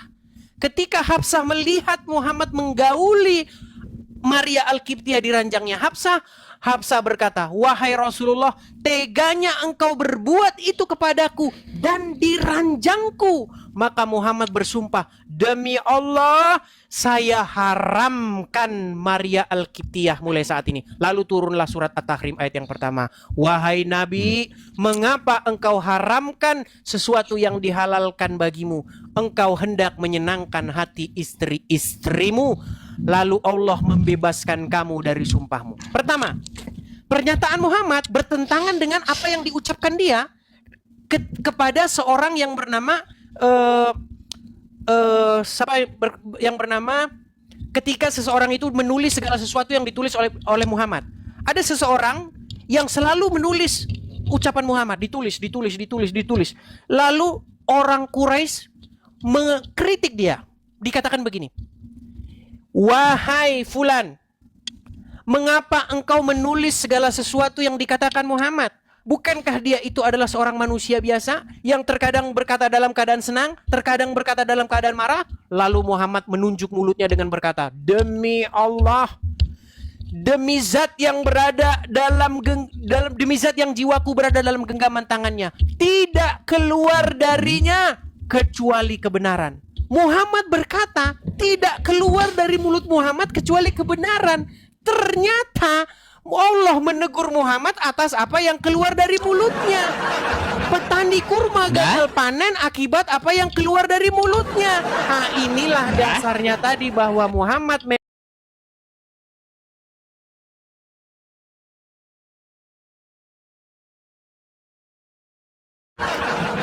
Oke, ya yang pertama ya sudah kujelaskan tentang Nabi Muhammad diracun. Al-Haqqah itu ketika Nabi Muhammad menyampaikan firman Tuhan tapi beda dengan yang diterima. Tidak ada hubungannya dengan beliau wafat diracun. Ya, jangan berdusta. Ya, seperti ajaran kau. Ya, berdusta dalam segala hal. 1 Korintus 15:15. Sampai Tuhanmu aja, Tuhan Kristen mau didustai gitu. Ya, beda Dis ya. Jadi begini Dis, tentang masalah Nabi Muhammad berpendapat. Ada gitu disuruh untuk mengikuti pendapat orang yang gak ahli. Gak ada. Makanya kata Al-Quran, fas'alu ahla dzikri in kuntum la ta'lamun. Nanya kepada yang ahli di bidangnya.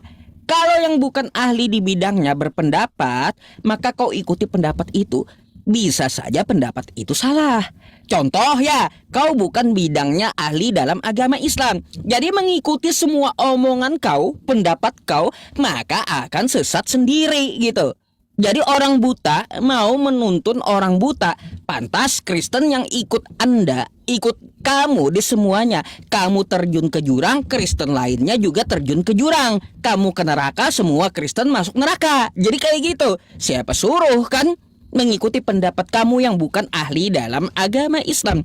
Kalau aku ya gak akan mengikuti kamu. Ya pasti aku mengikuti Al-Quran dan hadisku. Nggak akan pernah aku ikuti perkataan kamu yang tidak tahu menahu sama agama Islam. Jadi kalau pendapatmu nih ya dicoba oleh Kristen lainnya, waduh ternyata pendapatmu salah. Yang salah kamu atau Kristen yang mengikuti pendapatmu? Ya jelas para penontonmu yang salah karena mengikuti ucapanmu yang bukan yang ahli di bidangnya. Bukan ya.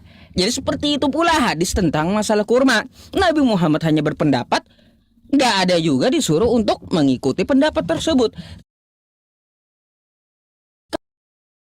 Nggak ada hubungannya dengan firman Tuhan, nggak ada hubungannya ya dengan kalamullah di situ, dengan Al-Quran. Tapi itu adalah pendapat pribadi beliau. Beliau bukan tukang kebun. Kalau berpendapat bisa salah, hal wajar gitu. Sama seperti kamu, bukan ahli umat Islam, ya bukan ahli agama Islam. Kalau pendapatmu ya jelas salah gitu. Nggak ada benernya memang pendapatmu gitu loh Dis ya. Terus tentang masalah at-tahrim ya, pendapat tafsirnya yang kata kamu tadi Nabi Muhammad tidak sesuai penyampaian firman-Nya. Lalu kamu ada bawa 2 tafsir. Aku udah tahu juga 2 tafsir itu. Tafsir yang kedua ya, Nabi Muhammad itu menggauli istrinya kan kayak gitu, dari budak Maria Kiptiah itu. Kan kayak gitu. Ya diranjang Hafsah dengan cerita yang berkecamuk lah di situ. Jadi Dis ya, menggauli istri atau ya mempunyai budak itu ketetapan dari Allah. Ngapain Nabi Muhammad mau mengharamkan menggauli istri? Ayo coba. Jadi Allah ya menyuruh menggauli istrimu ya, tapi beliau haramkan untuk diri beliau menggauli istrinya agar istri yang lainnya senang. Jadi udah bertentangan dengan apa yang ditetapkan Allah. Makanya Nabi Muhammad ditegur, Muhammad, kamu mau mengharamkan apa yang telah aku halalkan, mau merubah hukum gitu. Jelaslah ditegur agar Nabi Muhammad tidak salah langkah. Gitu maksudnya Dis. Kau bukan ahli Islam makanya salah terus pendapat kau gitu dari tadi. Makanya aku dari tadi ketawa Dis ya, ketawa. Nabi Muhammad di situ bukan menggauli anaknya. Ya, seperti di kitab kau anak menggauli bapaknya boleh gitu. Ya. Coba ya di kitab kau anak menggauli bapaknya boleh. Jangan-jangan juga dipraktekkan oleh umat Kristen zaman sekarang. Anak perempuan menggauli bapaknya yang Kristen. Kan kayak gitu. Karena tertulis di kitab kau anak menggauli bapaknya boleh. Kalau di Islam kagak boleh. Nabi Muhammad itu tidak menggauli anaknya, kagak. Ya, beliau menggauli istrinya sah gitu, halal. Lalu beliau haramkan dirinya untuk menggauli istrinya agar istri yang lain senang. Jelaslah ditegur. Udah dihalalkan, kenapa dia bisa merubah gitu untuk mengharamkan? Kan kayak gitu. Beda dis ya, seperti di kitab kau udah kubilang ya. Kalau di kitab kau tuh boleh tuh ya anak menggauli bapaknya. Kayak gitu dis. Tuh jawaban dariku. Sekarang boleh aku nanya? Atau kau mau tanggapan dulu? Saya respon dulu lah, respon balik lah. Ya udah. Baik. Aku mau nanya dis. Saya respon ya, saya respon. Baik. Hmm. Jadi pernyataan-pernyataan Yusuf ini mengkonfirmasi bahwa apa yang saya katakan itu benar. Tetapi Yusuf melakukan beberapa pelintiran-pelintiran di sini. Makanya orang-orang yang tidak puas, saya tahu banyak gelombang muslim yang nggak puas nih. Wah, jawaban Ustadz kita Yusuf kayak begini, nggak memuaskan ini, nggak memuaskan. Makanya muslim-muslim, kalau kalian tidak puas dengan Yusuf, jangan lupa follow akun ini biar kalian nanti bisa besok naik ke sini menggantikan Ucup. Tenang, Sob, tenang. Ini waktu saya bicara, tenang. 33.000 kok mau pansos pasti. Nah, Ya. tenang. Umat muslim yang tidak puas dengan jawaban Yusuf, umat muslim yang tahu Yusuf di sini kalang kabut, jangan lupa follow akun Edis TV yang asli biar Dari kalian tadi nanti ku dapat ketawa. notifikasi. Ya, sebentar. Saya tanggapi. Nggak ada kalang kabut. Saya tanggapi. Dari Tenang, tadi Sob, aku jangan ketawa panik, dengan jangan kamu. panik. Tenang. Kita diskusi yang baik. Kita ajarin orang-orang supaya diskusi dengan baik, debat dengan baik, tanpa hujah, tanpa maki. Baik. Pertama, yang kita bahas ini adalah mengenai kalau Muhammad itu dipotong tali pembuluhnya, pembuluh darahnya dipotong karena dia mengatakan sesuatu yang tidak diwahyukan oleh Allah. Kan jelas di dalam surat Al-Haqqah, jika dia, maksudnya Muhammad, mengada-adakan suatu perkataan yang tidak kami wahyukan kepadanya, maka akan kami potong tali urat ininya. Saya balikan kamera saya, biar saya bacakan. Dengarkan ya Sob ya. Ini biar kita nggak lari dari sini, dari tema ini. Perhatikan. Lihat ya. Kita buka surat Al-Haqqah ayat yang ke-46. Apa dikatakan di sini? Kemudian kami akan benar-benar memotong urat nadinya. Kemudian yang lebih mengerikan lagi adalah pasti kami potong pembuluh darahnya, pembuluh jantungnya, sehingga dia tidak akan hidup. Ternyata ini menimpa Muhammad karena Muhammad mengata-ngatakan sesuatu yang tidak diwahyukan. Buktinya di mana? Nih, perhatikan. Di dalam hadis dikatakan, apa dikatakan di sini? Nih, perhatikan. Sesungguhnya Rasulullah Shallallahu Alaihi Wasallam bersabda ketika menderita penyakit yang akhirnya beliau meninggal dunia karenanya. Apa kata dia? Wahai Aisyah, aku senantiasa merasakan nyeri akibat makanan yang kumakan ketika aku berada di Khaibar. Maksudnya racun yang dimakan di Khaibar. Dan sekarang ini adalah saatnya urat nadiku terputus karena pengaruh racun itu. Jadi ayat ini jelas-jelas merupakan nubuatan dari surat Al-Haqqah ini. Karena Muhammad mengata-ngatakan sesuatu yang tidak diwahyukan. Apa buktinya? Nih, saya tunjukkan lagi dalilnya di sini. Di dalam sebuah hadis sahih. Perhatikan, ini hadisnya Sub, nanti kamu bantu, kamu bisa bahasa Arab. Dikatakan di sini. Diceritakan Abdullah bin Amr, beliau berkata, dahulu aku menulis seluruh yang aku dengar dari Rasulullah. Aku ingin menghafalkannya, maka kaum Quraisy mencegahku. Mereka, maksudnya kaum Quraisy mengatakan, apakah engkau menulis seluruh hadis yang engkau dengar dari Rasulullah? Padahal Rasulullah adalah manusia yang terkadang bersabda dalam keadaan marah, terkadang berkata dalam keadaan senang. Maka aku menahan diri dari menulis. Kemudian aku menceritakan hal tersebut kepada Rasulullah. Maka Rasulullah memberikan isyarat dengan jarinya yang menuju kepada mulutnya. Rasulullah bersabda, tulislah.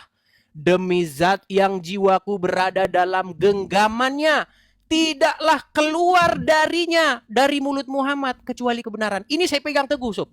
Perhatikan, hadis jelas-jelas mengatakan tidak keluar darinya, dari mulut Muhammad, kecuali kebenaran. Tetapi, ketika Muhammad berjumpa dengan para petani kurma, keluar dari mulut Muhammad kesalahan. Ketika Muhammad Nah. berkata, tenang, ketika Muhammad berkata kepada istrinya bahwasanya dia bersumpah untuk tidak akan lagi menggauli Maria Al-Qibtiyah, untuk tidak lagi makan madu. Malah dia ditegur oleh Allah, wahai Nabi, dalam surat At-Tahrim, ya ayuhan Nabi, wahai Nabi, mengapa kamu haramkan sesuatu yang dihalalkan dengan mengucapkan sumpah karena kamu enggak hendak menyenangkan hati istri-istrimu? Karena Muhammad takut istri, akhirnya dia mengharamkan yang halal. Dia haramkan yang halal. Udah. Ketika keluar dari mulutnya, demi Allah saya haramkan, berarti keluar dari mulut Muhammad sebuah kesalahan. Hal itu bertentangan dengan ucapan Muhammad di mana dia mengatakan tidak keluar dari sini kecuali kebenaran. Nah, pernyataan kamu yang terakhir. Bagaimana mungkin kita bertanya kepada yang bukan ahlinya? Ya ini umat muslim. Kalian bertanya kepada Muhammad, sudah tahu Muhammad bukan ahlinya. Muhammad itu berkali-kali mengatakan yang bukan ahlinya. Contoh, di dalam Al-Quran dikatakan, jikalau ada orang bertanya kepada kamu tentang hari kiamat, katakanlah pengetahuan tentang hari kiamat itu adalah di sisi Allah. Tetapi dalam hadis, Muhammad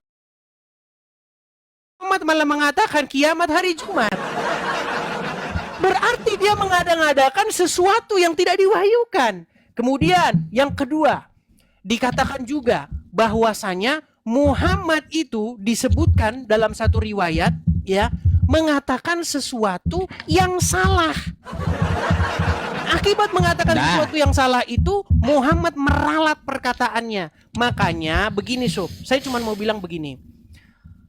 Masalah surga harus ditanyakan kepada orang ahlinya. Masalah kehidupan yang akan datang harus ditanyakan kepada ahlinya. Tetapi umat muslim bertanya kepada yang bukan ahlinya, yaitu Muhammad. Akhirnya apa? Akhirnya umat muslim mengikuti yang salah-salah. Untuk sekarang itu dulu, nanti ada saya lanjutkan. Silakan. Baik, jangan panik ya, Adisya. Pertama, ya tentang yang kau bawa tadi Al-Haqqah 44 tadi ya, aku tegaskan sekali lagi. Nabi Muhammad itu kalau menyampaikan wahyu yang salah, beliau akan langsung dimatikan. Buktinya ya sampai beliau sakit ya, kagak ada tuh wahyu yang turun waktu beliau sakit. Gak ada. Gak ada. Jadi ya Dis ya, kalau kau mau bawa Al-Haqqah 44 kagak cocok. Nabi Muhammad menyatakan di situ ya bahwa Allah akan memotong ya aortanya, urat nadinya kalau dia menyampaikan hal yang salah. Waktu beliau wafat kagak ada firman Tuhan turun lalu Nabi Muhammad menyampaikan yang salah. Jadi ya di situ Al-Haqqah 44 ya itu akan membantah Nabi Muhammad wafat diracun. Makanya ngikutin kau akan jadi sesat gitu. Ya, kau bukan ahlinya masalahnya. Terus satu nih, ya, ku bawa samamu.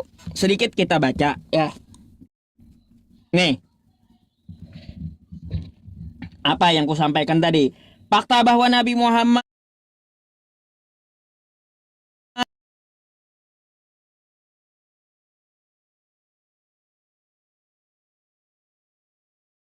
merujuk pada perlindungan Nabi. Tuh datanya ya, Allah melindungi Nabi dari bahaya racun itu. Ya Dis ya. Ada Dis lagi-lagi yang kau bawa mental lagi. Gak bisa kau tuduh Nabi Muhammad seperti itu. Nah, tentang berkaitan yang bukan ahlinya, ya kalau ditanyakan sepakat. Ya sepakat aku dengan penyampaian kau. Makanya kau bukan ahli agama Islam, makanya penyampaian kau salah gitu. Salah. Berkaitan tentang masalah kurma itu tidak ada hubungannya dengan wahyu yang turun. In huwa illa wahyu yuha. Gak ada hubungannya. Kurma itu masalah pertanian, bukan masalah wahyu. Kau kagak nyambungnya di situ ya. Aduh, lagi-lagi kocak kulihat kau Dis ya. Terus masalah bila kau tetap menuduh Nabi Muhammad ya, beliau waktu di Khaybar diracuni. Tapi waktu diracuni di Khaybar oleh wanita Yahudi itu, apakah Nabi Muhammad wafat saat diracuni? Jawabannya tidak. Ya, coba kau buka kitab kau ya. Di Markus 16 17 sampai 18 ya. Markus 16 17 sampai 18 ya. Di situ tanda orang beriman ya, kalau dia diracuni kagak mati. Terbukti Nabi Muhammad itu orang beriman. Waktu diracuni oleh wanita Khaybar, Nabi Muhammad nggak mati. Gitu Des. Kitab kau mengatakan Nabi Muhammad itu orang beriman. Kayak gitu. Nabi Muhammad diracuni nggak mati.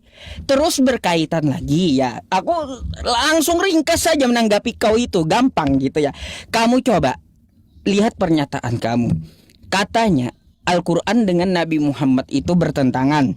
Nabi Muhammad mengetahui hari kiamat hari Jumat, sedangkan di Al-Quran tidak ada yang tahu selain Allah. Tiba-tiba kata kamu Nabi Muhammad tahu hari Jumat, hari kiamat, kan kayak gitu. Yes, ya, aku nggak terlalu banyak bantah. Ini membuktikan kalau Nabi Muhammad itu ya, kalau mau kita katakan dialah yang satu dengan Bapa yang di sorga. Karena apa? Ya, coba lihat kitab kau di Matius 24 ya, di ayat 36. Di situ kata Yesus, waktu Yesus ditanya, tahu nggak Sus hari kiamat kapan? Kagak tahu, kata Yesus. Yang tahu itu Bapa di sorga. Kan kayak gitu, hanya Bapa yang di sorga yang tahu. Nah, kalau Nabi Muhammad tahu hari kiamat hari Jumat, dan di tempat kau hanya Bapa yang tahu, ya Nabi Muhammad satu dengan Bapa. Lebih baik kalian Kristen nyembah Nabi Muhammad daripada nyembah Yesus. Kayak gimana? Lebih hebat Nabi Muhammad daripada Yesus. Yesus ditanya kapan hari kiamat kagak tahu. Kalau Nabi Muhammad ditanya ya tahu beliau hari Jumat hari kiamat. Jadi Nabi Muhammad itu satu dengan Bapa. Lebih baik kalian sembah Nabi Muhammad daripada kalian menyembah Yesus yang kagak tahu apa-apa. Akan kayak gitu. Berkaitan nih secara Islamnya ya Dis ya. Secara Islamnya aku jelaskan aja biar kau tahu gitu. Tentang masalah hari kiamat. Contoh Quran surah Luqman di ayat terakhir. Ya, di situ kosakata Qurannya tentang sa'ah. Apa arti sa'ah? Sa'ah itu jam, waktu, bukan hari. Coba kalau kau lihat di hadisnya, yaum. Yaum itu hari yang disampaikan Nabi Muhammad, bukan waktu. Ya, kalau di Al-Quran itu waktu. Ya, jam berapa hari kiamat, itu hanya Allah yang tahu. Tidak ada di Al-Quran itu mengatakan bahwa manusia nggak ada yang tahu hari kiamat kapan. Tapi ya Al-Quran mengatakan tidak ada manusia yang tahu waktu hari kiamat. Kalau hari ada yang tahu. Nggak bertentangan Nabi Muhammad dengan Al-Quran. Jadi kalaunya aku sarankan kepada Kristen-Kristen gitu ya, lebih hebat Nabi Muhammad daripada Yesus. Ya, artinya apa? Nabi Muhammad satu dengan Bapa. Lebih baik kalian nyembah Nabi Muhammad ya, yang lebih tahu daripada Yesus kalian. Yesus kalian kagak tahu apa-apa, tapi Nabi Muhammad lebih tahu daripada Yesus. Kalau saya berpikir waras ya, lebih baik Nabi Muhammad mengetahui hari kiamat daripada Yesus yang kagak tahu apa-apa. Kayak gimana, Dis? Apa tanggapan kau tentang itu? Apa coba? Nabi Muhammad tahu katamu hari kiamat hari Jumat. Kata Yesus yang tahu hari kiamat hanya Bapa. Artinya Nabi Muhammad dengan Bapa adalah satu. Bukan Yesus yang satu dengan Bapa. Lebih baik kalian nyembah Nabi Muhammad daripada nyembah Yesus yang kagak tahu apa-apa. Nah itu aja dah. Aku boleh tanya atau kagak gitu? Ini kan kamu juga bertanya gimana? Sudah selesai. Udah. Baik ya. Jadi begini Sob. Sebenarnya kamu ini mengada-ngadakan juga sama seperti Muhammad. Di situ kan sudah jelas jika dia mengada-adakan sesuatu yang tidak diwahyukan, maka akan kami potong. Akan. Bukan pada saat itu juga. Kenapa kamu mengatakan pada saat itu juga? Jelas-jelas bunyi ayatnya itu. Kalau berarti kan masih seandai-andainya dia mengatakan sesuatu yang tidak diwahyukan oleh Allah, maka akan kami potong urat atau pembuluh darahnya. Nah ternyata Muhammad bukan sekali dua kali berkata wa in huwa illa wahyu yuha. Terus kamu bilang itu kan masalah pertanian, bukan masalah agama. Ingat perkataan yang di dalam hadis tadi. Ada seseorang yang bernama Abdullah ibn Amr. Dia tulis semua omongan Muhammad. Terus orang Quraisy bilang, kok kamu tulis semua omongan Muhammad? Kadang-kadang dia ngomong gini, kadang ngomong gini. Terus kata Muhammad apa? Tidak keluar dari mulutnya Muhammad kecuali kebenaran. Mulut Muhammadlah yang mengatakan perkara duniawi, mulut Muhammad yang sama juga mengatakan perkara agama. Muhammad tidak punya dua mulut. Dia tidak punya mulut yang berbicara agama dan dia tidak punya mulut yang berbicara duniawi, tapi hanya punya satu mulut saja. Dan dia bilang dari satu mulut itu tidak keluar darinya kecuali kebenaran. Artinya Muhammad mau berkata perkara surgawi, mau berkata perkara duniawi, tidak mungkin salah. Tetapi ternyata Muhammad berkata dalam hal duniawi salah, apalagi berkata dalam hal surgawi.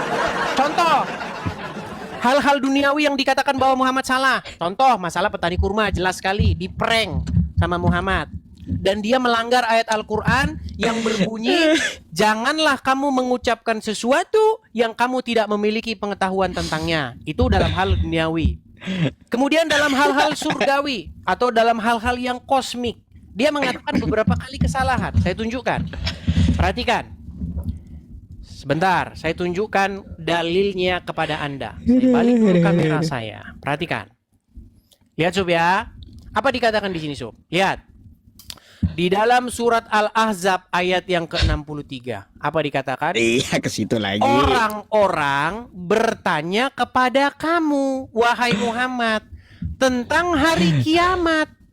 Katakanlah, pengetahuan tentang hal itu hanya di sisi Allah. Disuruh apa, Sob? Kalau orang bertanya tentang hari kiamat, apa disuruh Muhammad menjawab? Pengetahuan tentang hal itu hanya di sisi Allah. Inilah yang disuruh Allah supaya Muhammad menjawab.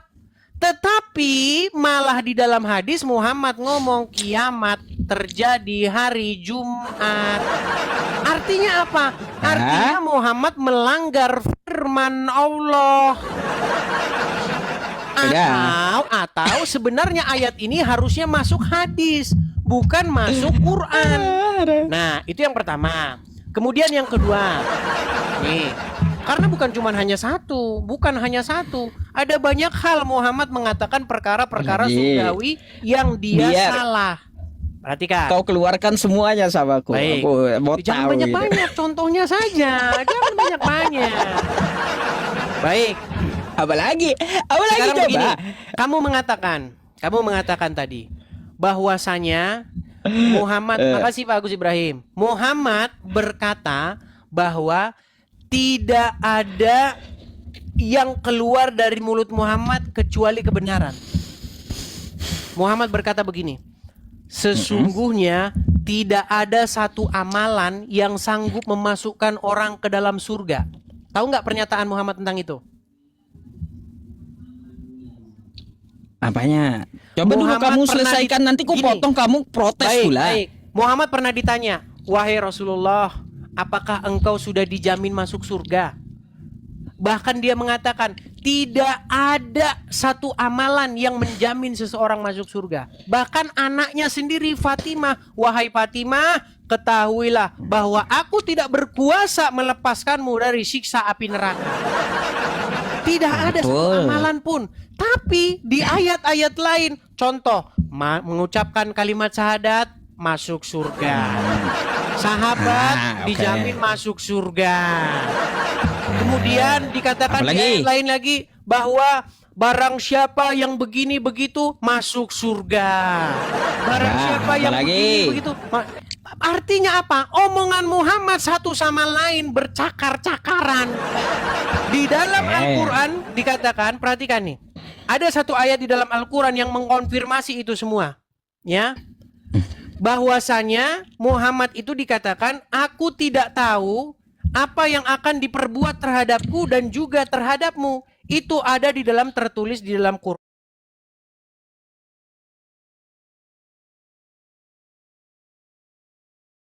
Tidak mengetahui apa yang akan diperbuat terhadapku dan juga terhadapmu.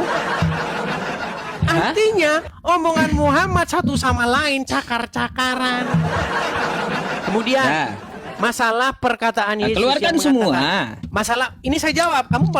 Masalah perkataan Yesus yang mengatakan anak pun tidak. Jelas di dalam Bible. Saya nggak mau bantah itu.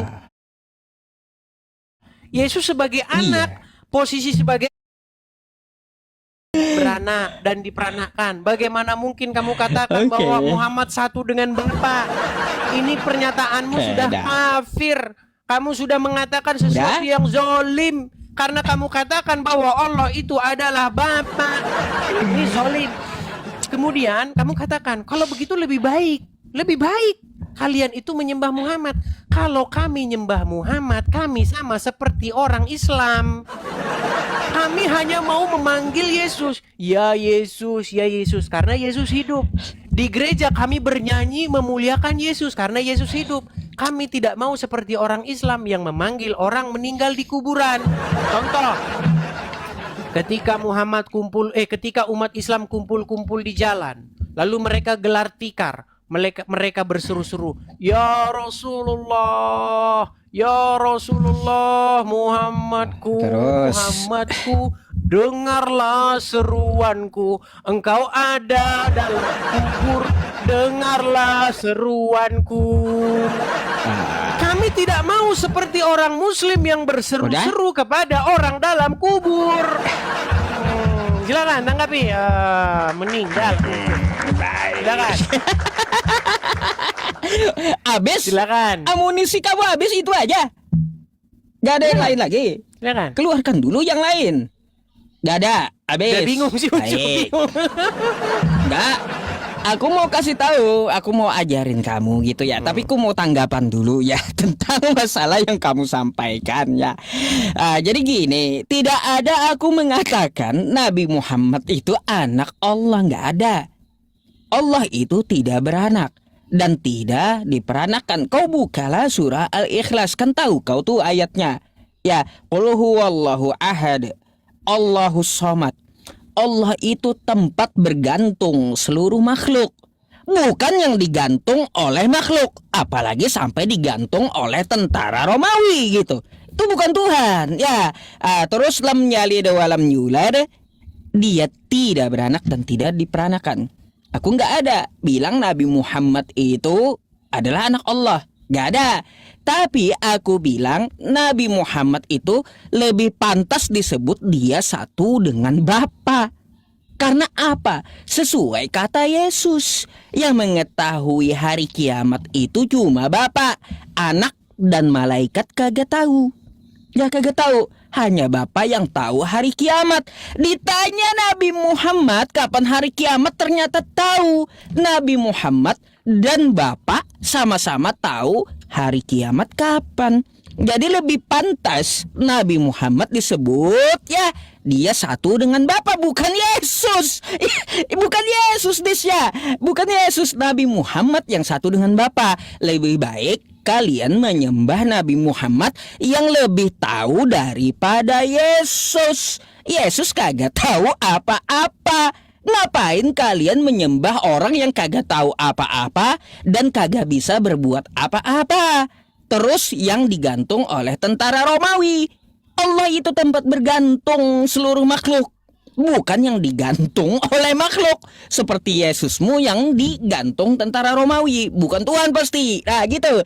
Itu yang kusampaikan sama kamu. Ya, terkait kamu membawa Al-Haqqah tadi. Ya Disya, Al-Haqqah yang kamu bawa ayat 44, kau kagak paham rupanya. Coba kau baca Arabnya. Summala qata'na. Ya, artinya ketika Nabi Muhammad menyampaikan wahyu itu mengada-ada, pada saat itu juga la qata'na, kami akan memotong. Nabi Muhammad ya terima Al-Quran 23 tahun. Kurang sedikit, kurang 6 bulan gitu. Selama 23 tahun Nabi Muhammad kagak dipotong nadinya, kagak dipotong urat jantungnya. Artinya apa? Selama menyampaikan Al-Quran, Nabi Muhammad itu tidak ada berdusta, tidak ada nyeleweng, kagak ada hubungannya ya dengan Nabi Muhammad wafat karena racun wanita Khaybar. Kagak nyambung kau. Andai dia berdusta ya paling di tahun 1 atau di tahun 2 Nabi Muhammad itu udah dimatikan kalau dia berdusta. Ya, aduh, coba kau lihat Arabnya. Jangan takjil aja yang kau pikirin kalau tiap Ramadan. Nyamar pula kau nanti. Terus ya gini. Aku mau tanggapi juga ya tentang masalah yang kau katakan tadi. Ini rupanya kamu nggak ngerti bahasa Arab rupanya gitu. Nih Des, aku bukakan ya perkataan yang berbeda ya. Nih, kamu perlu tahu nih tentang masalah hadis dan Al-Quran. Ini ayat Al-Quran yang kau bawa ya. Nih, aku bukakan data. Nanti dikira kagak berdata pula ya. Des ya, di sini dikatakan ya dengan kosakata nih, kau lihat ya. As-sa'ah, waktu atau jam. Ini kata Quran.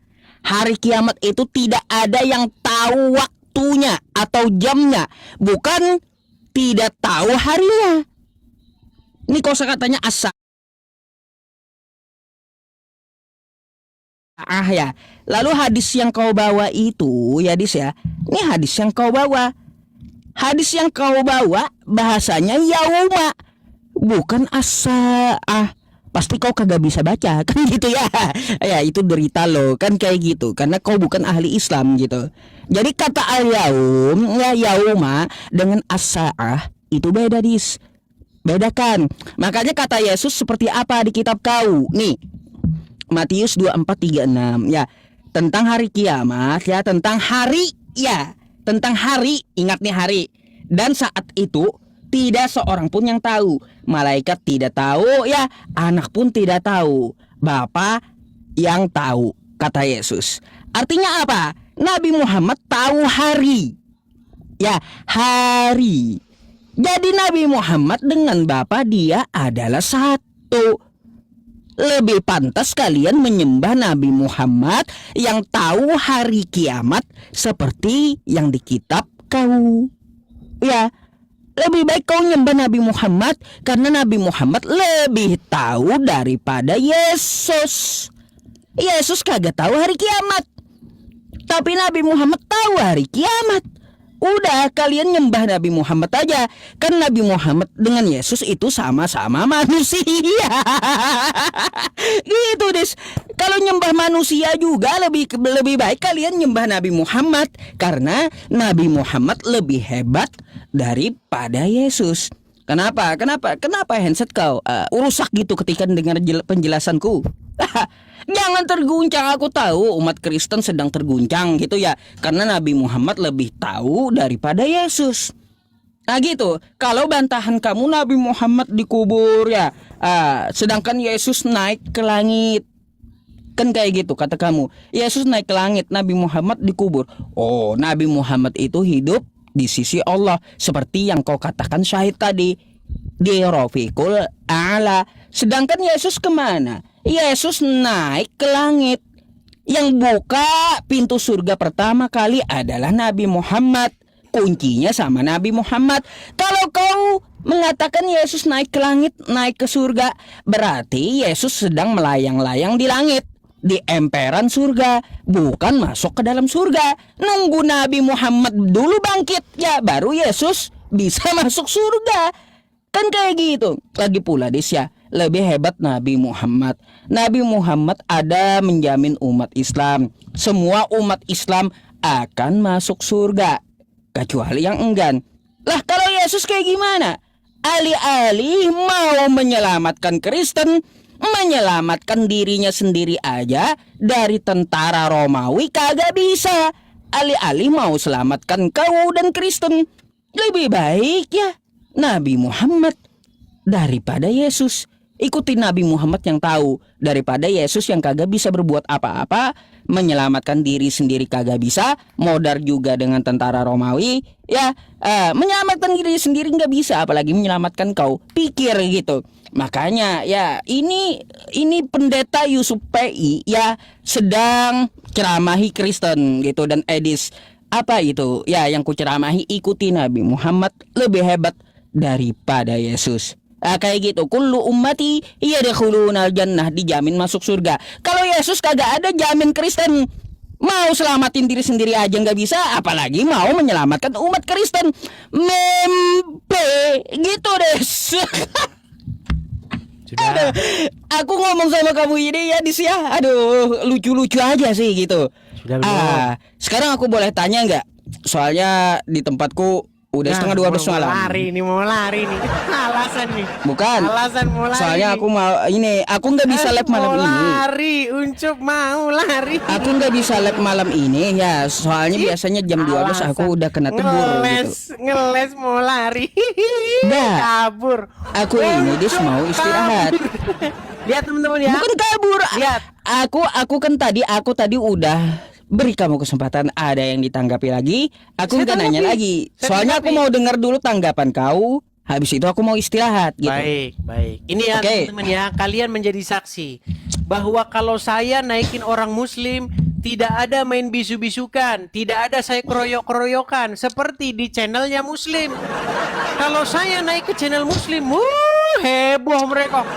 Turunkan, bisukan. Masalahnya Des ya. Baik, Gini, saya tanggapi. masalahnya kamu udah stuck gitu, kagak mampu Baik, lagi. saya tanggapi. Nggak ada dulu. bantahannya. Saya tanggapi ya. Mengenai pernyataanmu mengatakan bahwa Muhammad di sisi Allah, Muhammad diangkat ke hadirat Allah, masuk surga. Mana bantahannya? Mana bantahannya? Ayo. Baik, saya tunjukkan dalilnya. Ah. Saya tunjukkan dalilnya. Apa dikatakan? Di dalam surat Al-Ahqaf ayat yang ke-9. Apa dikatakan? Katakanlah, aku bukanlah rasul yang pertama di antara rasul-rasul, dan aku tidak mengetahui. Perhatikan sob, kenapa kamu tidak percaya dengan Al-Qur'anmu? Aku tidak mengetahui apa yang akan diperbuat terhadapku dan tidak pula terhadapmu. Aku tidak lain hanyalah mengikuti apa yang diwahyukan kepadaku, dan aku tidak lain hanyalah seorang pemberi peringatan yang menjelaskan. Tapi Uncu PI mengatakan, Muhammad mengatakan sesuatu yang tidak diwahyukan. Apa saja yang tidak diwahyukan itu? Contohnya kiamat Kan balik lagi ke situ. Saya dulu. Apa Kehabisan yang tidak bantahan diwahyukan? kamu. Nih, perhatikan. Di dalam surat An-Nisa ayat yang ke-158, siapakah yang berada di sisi Allah? Perhatikan. Akan tetapi Allah telah mengangkatnya, maksudnya Isa, ke hadirat Allah. Allah Maha Perkasa lagi Maha Bijaksana. Yang ada di hadirat Allah Isa, Uncop, bukan Muhammad. Tidak ada dalilnya Muhammad ada di hadirat Allah. Ini makanya saya bilang umat muslim menambah-nambahi apa yang tidak ada di dalam Al-Quran. Baik, ini yang pertama. Sudah? Saya tanggapi. Oh, sebentar. Sebentar, kamu tadi bicara panjang lebar. Saya sabar menanti. Panas dia, panas. Panas. Jawabannya ke 3 kali tadi ya, 3 sesi itu aja keputarnya di sini. Nah, sabar. Ini udah 41.000 orang nih, dengar. Perhatikan. Iya. Perhatikan ya, di hadapan 41.000 orang. Seorang ahli tafsir Al-Quran, seorang ulama besar di Indonesia yang bernama Profesor Dr. Quraisy Shihab, bahkan ada tafsirnya, tafsir Quraisy Shihab. Seorang ulama besar, Uncu PI nggak ada apa-apanya. Apa? Kata seorang ulama besar, kalau saya nggak mau sob mengutip yang ecek-ecek, saya mengutip seorang pakar Al-Quran. Nih ya, apa kata Quraisy Shihab? Perhatikan. Apa kata dia? Perhatikan dengan baik-baik ya. Tolong pasang telinga kalian. Ini memasuki segmen yang terakhir Pak Quraisy, masih ada kesempatan untuk pertanyaan saya ataupun tentang kemuliaan di sisi Allah Pak Quraisy. Itu kan kalau Nabi Muhammad kan sudah istilahnya sudah dijamin sebagai manusia paling mulia yang masuk surga gitu. Nah, untuk kita manusia yang hidup zaman sekarang ataupun masa depan masa yang akan datang gitu, apakah ada kemungkinan untuk bisa mengejar status seperti itu Pak Quraisy? Paling tidak ya gitu, hampir seperberapanya lah gitu, agar kita merasa iya satu hal dulu tidak benar, saya ulangi, tidak benar bahwa Nabi Muhammad sudah dapat jaminan surga.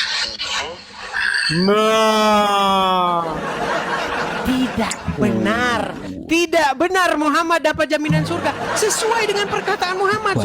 Muhammad berkata, wahai Rasulullah, apakah engkau sudah dijamin masuk surga? Muhammad bilang tidak. Mau saya tunjukkan dalilnya? Nih, saya tunjukkan dalilnya. Muhammad mengatakan dirinya tidak dijamin masuk surga kecuali atas rahmat Allah. Perhatikan. Ya. Perhatikan.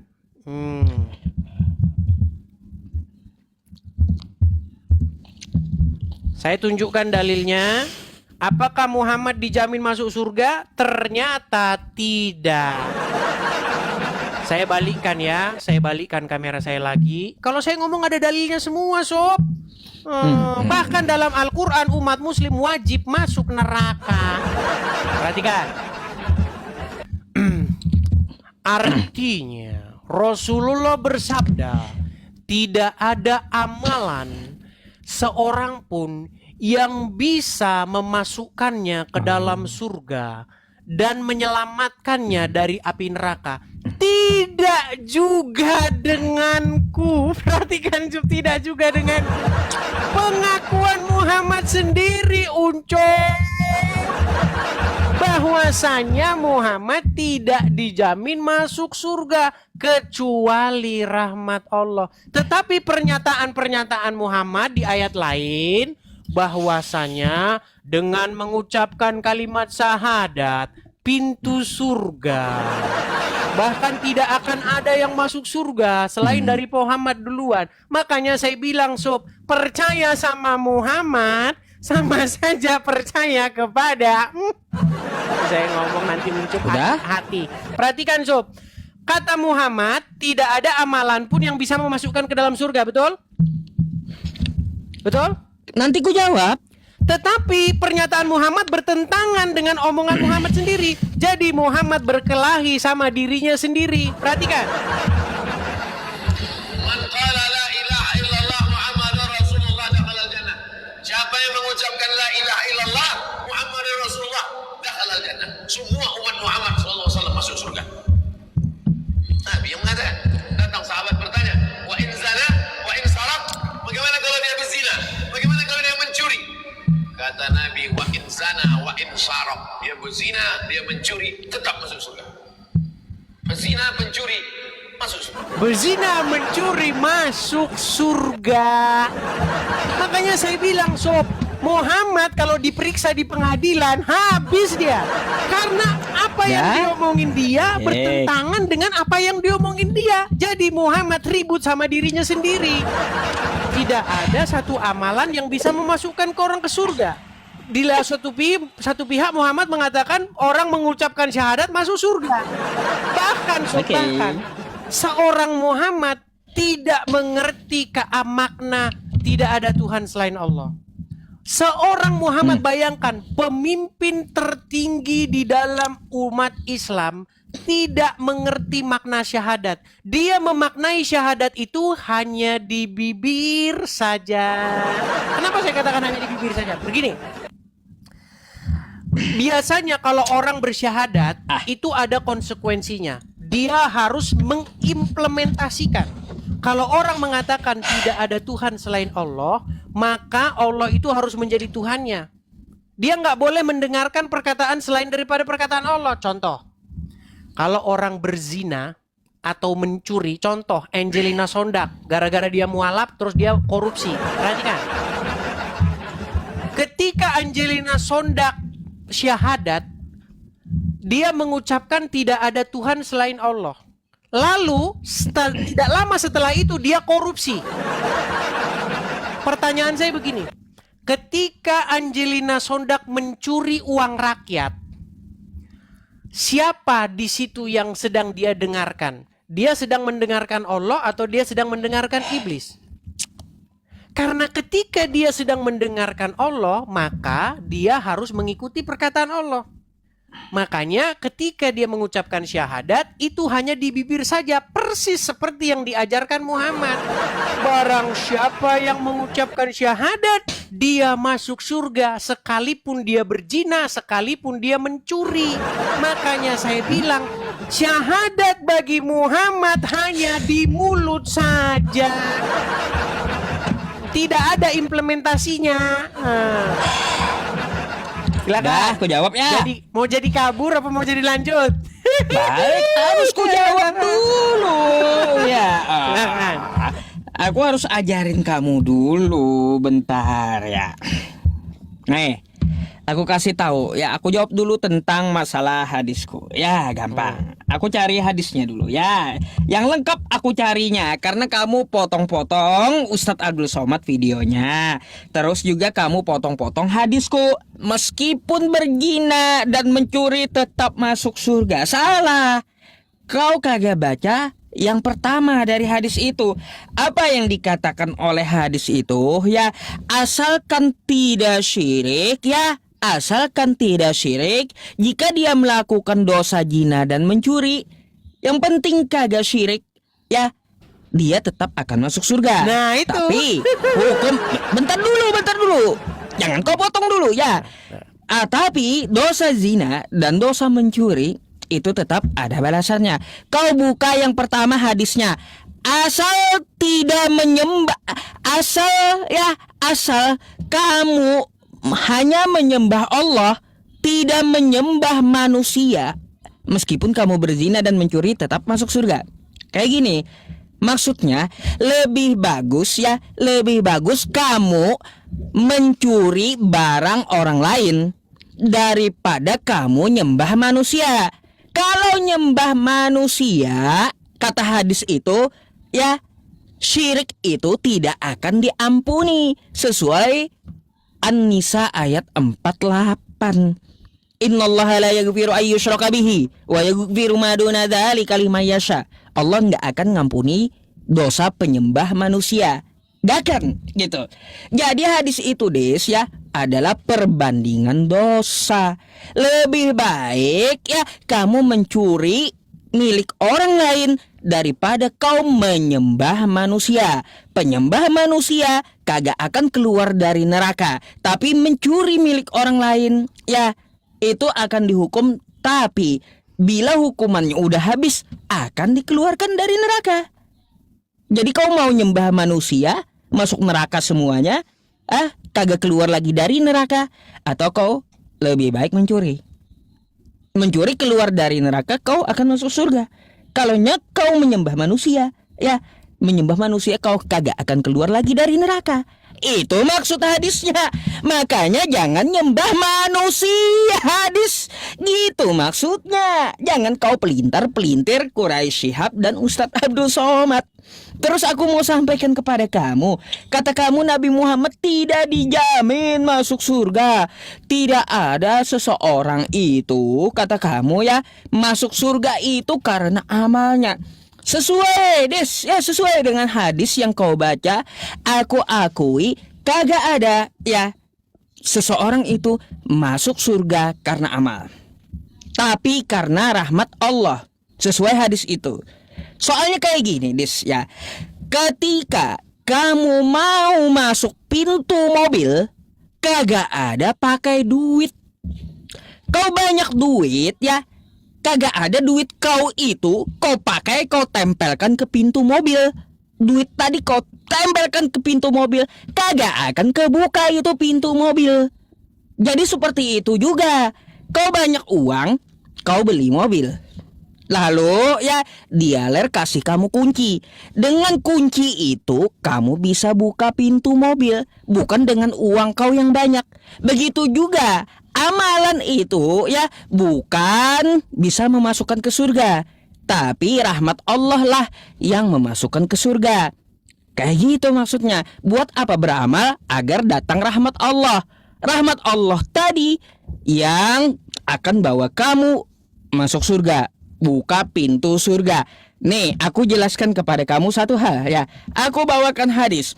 Nabi Muhammad tidak dijamin masuk surga, tapi Nabi Muhammad yang membuka pertama kali pintu surga. Nih, Yesus kemana dis Yesus? Ngambang dis, masih dis Yesus. Yesus kau ngambang dis ya, bergelantungan gentayangan di langit ya, depan teras surga minta bukain sama Nabi kami. Nih, aku mendatangi pintu surga dan minta untuk dibukakan, kata Nabi Muhammad. Penjaga surga pun berkata, siapa kamu? Aku menjawab, Muhammad. Penjaga surga berkata, aku telah diperintahkan membukanya untukmu.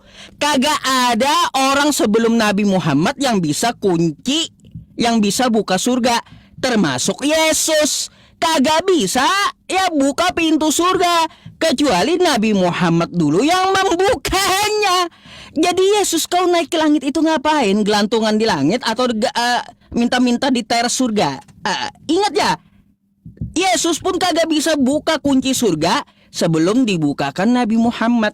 Betul, Nabi Muhammad tidak dijamin masuk surga kata kamu, tapi Nabi Muhammad yang pertama kali membukakan pintu surga, bukan Yesus. Yesus masih gelantungan des ya, gelantungan masih di langit minta sama Nabi kami buat dibukakan pintu surga. Ingat tuh ya, ingat tuh hadisnya, ku bawa data ya. Nah gitu des ya, yang harus ku jelaskan samamu. Makanya ku bilang ya, lebih hebat Nabi Muhammad, lebih tahu Nabi Muhammad daripada Yesusmu. Karena apa? Yesusmu kagak tahu apa-apa, Yesusmu tidak dapat berbuat apa-apa dari dirinya sendiri. Hadis udah ku jelaskan ya, yang penting kagak nyembah manusia. Kalau kamu mencuri, hukuman mencurimu ya akan dihukum sebentar keluar dari neraka. Tapi penyembah manusia gak akan keluar dari neraka. Innalladzina kafaru min ahlil kitabi wal musyrikina fi nari jahannam khalidina fiha ulaika hum syarrul bariyah. Sesungguhnya orang kafir ya, kafir seperti Kristen dan musyrik seperti Kristen itu akan masuk neraka jahanam dan kekal ya di dalam neraka, kagak keluar lagi. Ulaika hum syarrul bariyah. Mereka itulah seburuk-buruknya makhluk. Maka dari itu penyembah manusia itu nggak keluar dari surga ya, dari neraka. Tapi ya kamu perlu tahu, kalau kamu mencuri ya kamu akan dikeluarkan dari neraka. Contoh ya, hukum di Indonesia dis ya. Hukum di Indonesia, kalau dia melakukan pembunuhan berencana, dia akan dihukum seumur hidup, kagak keluar lagi dari penjara. Tapi kalaunya mencuri di Indonesia 6 bulan keluar, bebas dari penjara.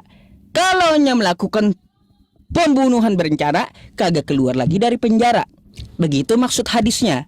Ya, kalau kamu menyembah manusia, ya menyembah anak orang, kamu tidak akan keluar lagi dari neraka.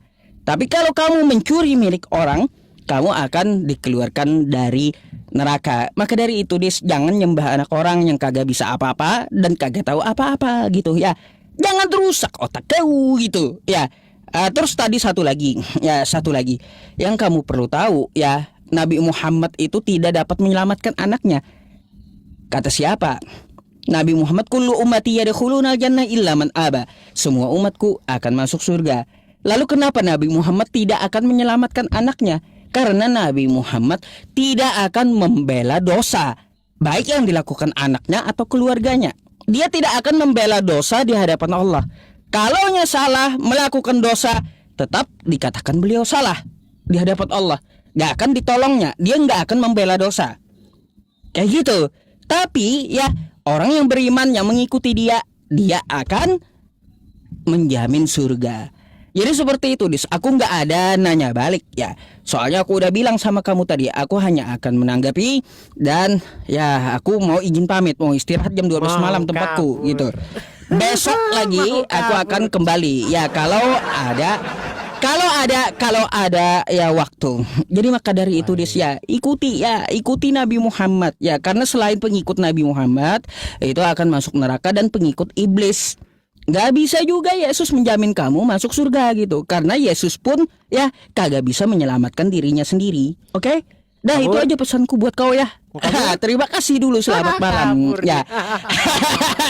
Karena aku nggak ada bertanya ya, nggak ada bertanya ya, nggak ada bertanya aku. Oke? Nah, aku cuma jelasin. Jadi bisa ditanggapi ya. Oke, itu aja. Dah, kagak perlu lagi nanti lama gitu.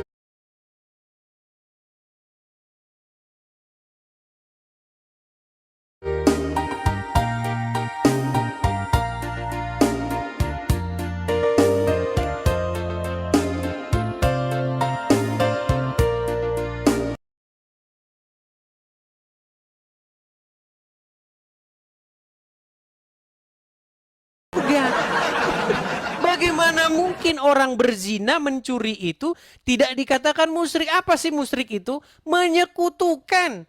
Seseorang yang berzina, seseorang yang mencuri, sudah pasti dia sedang melakukan perbuatan musyrik karena dia lebih mendengar syaitan ketimbang Allah. Gimana? Masalah penyembahan manusia, Allah malah nyuruh nyembah manusia. Tapi dia melarikan diri. Ya sudahlah ya. Namanya dia sudah melarikan diri ya, nggak apa-apa. Saya hanya pesan begini ya. Kepada yang muslim-muslim, kalau misalnya kalian merasa tidak puas dengan performa si Uncup, jangan lupa follow akun asli saya. Di luaran sana ada banyak sekali akun-akun palsu Edis TV. Follow akun yang asli ya. Dan teman-teman sekalian, kalian saya kasih karpet merah kalau muslim mau naik sini. Ya, saya kasih karpet merah untuk kalian. Nah, teman-teman ya, sekalipun si Uncup sudah tidak ada, saya mau menanggapi beberapa tanggapan nih. Tanggapan-tanggapannya mau saya tanggapi. Nih, pernyataan-pernyataan Uncup PI yang merupakan sebuah kesalahan fatal, ya. Dikatakan di sini, apa dikatakan? Perhatikan. Ya. Nih, saya balikan. Katanya, ini jelas sekali nih. Telah menceritakan kepada kami dan seterusnya. Baru saja datang kepadaku utusan dari Robku lalu mengabarkan kepadaku. Atau beliau telah bersabda, telah datang mengabarkan kepadaku bahwa barang siapa yang mati dari umatku sedang dia tidak menyekutukan Allah dengan suatu apapun, maka dia pasti masuk surga. Aku tanyakan, sekalipun dia berzina, sekalipun dia mencuri, beliau menjawab, iya dia berzina, dia mencuri, masuk surga, yang penting tidak menyekutukan Allah. Makanya saya bilang, yang penting nyembah Allah, mau lu maling, mau lu berzina, tetap saja masuk surga. Lalu apa makna menyekutukan ini? Apa sih definisi menyekutukan? Menyekutukan itu artinya membuat tandingan di samping Allah. Ketika seorang muslim berzina, siapa yang diikuti oleh dia? Allah apa setan? Pasti setan. Makanya saya bilang sebenarnya perzinahan itu bentuk menyekutukan Allah. Makanya saya bilang Muhammad itu nggak tahu definisi menyekutukan Allah. Gimana? Lalu kalau masalah nyuruh nyembah-nyembah, Allah nyuruh nyembah manusia. Perhatikan. Di dalam surat Al-Baqarah ayat yang ke-34, apa dikatakan di sini? Dan ingatlah ketika kami berfirman kepada para malaikat, sujud. Sujud itu bahasa Arab, artinya nyembah. Sembahlah, sujud, menyembahlah kamu kepada Adam, maka mereka sujud, ya. Maka sujudlah mereka kecuali iblis.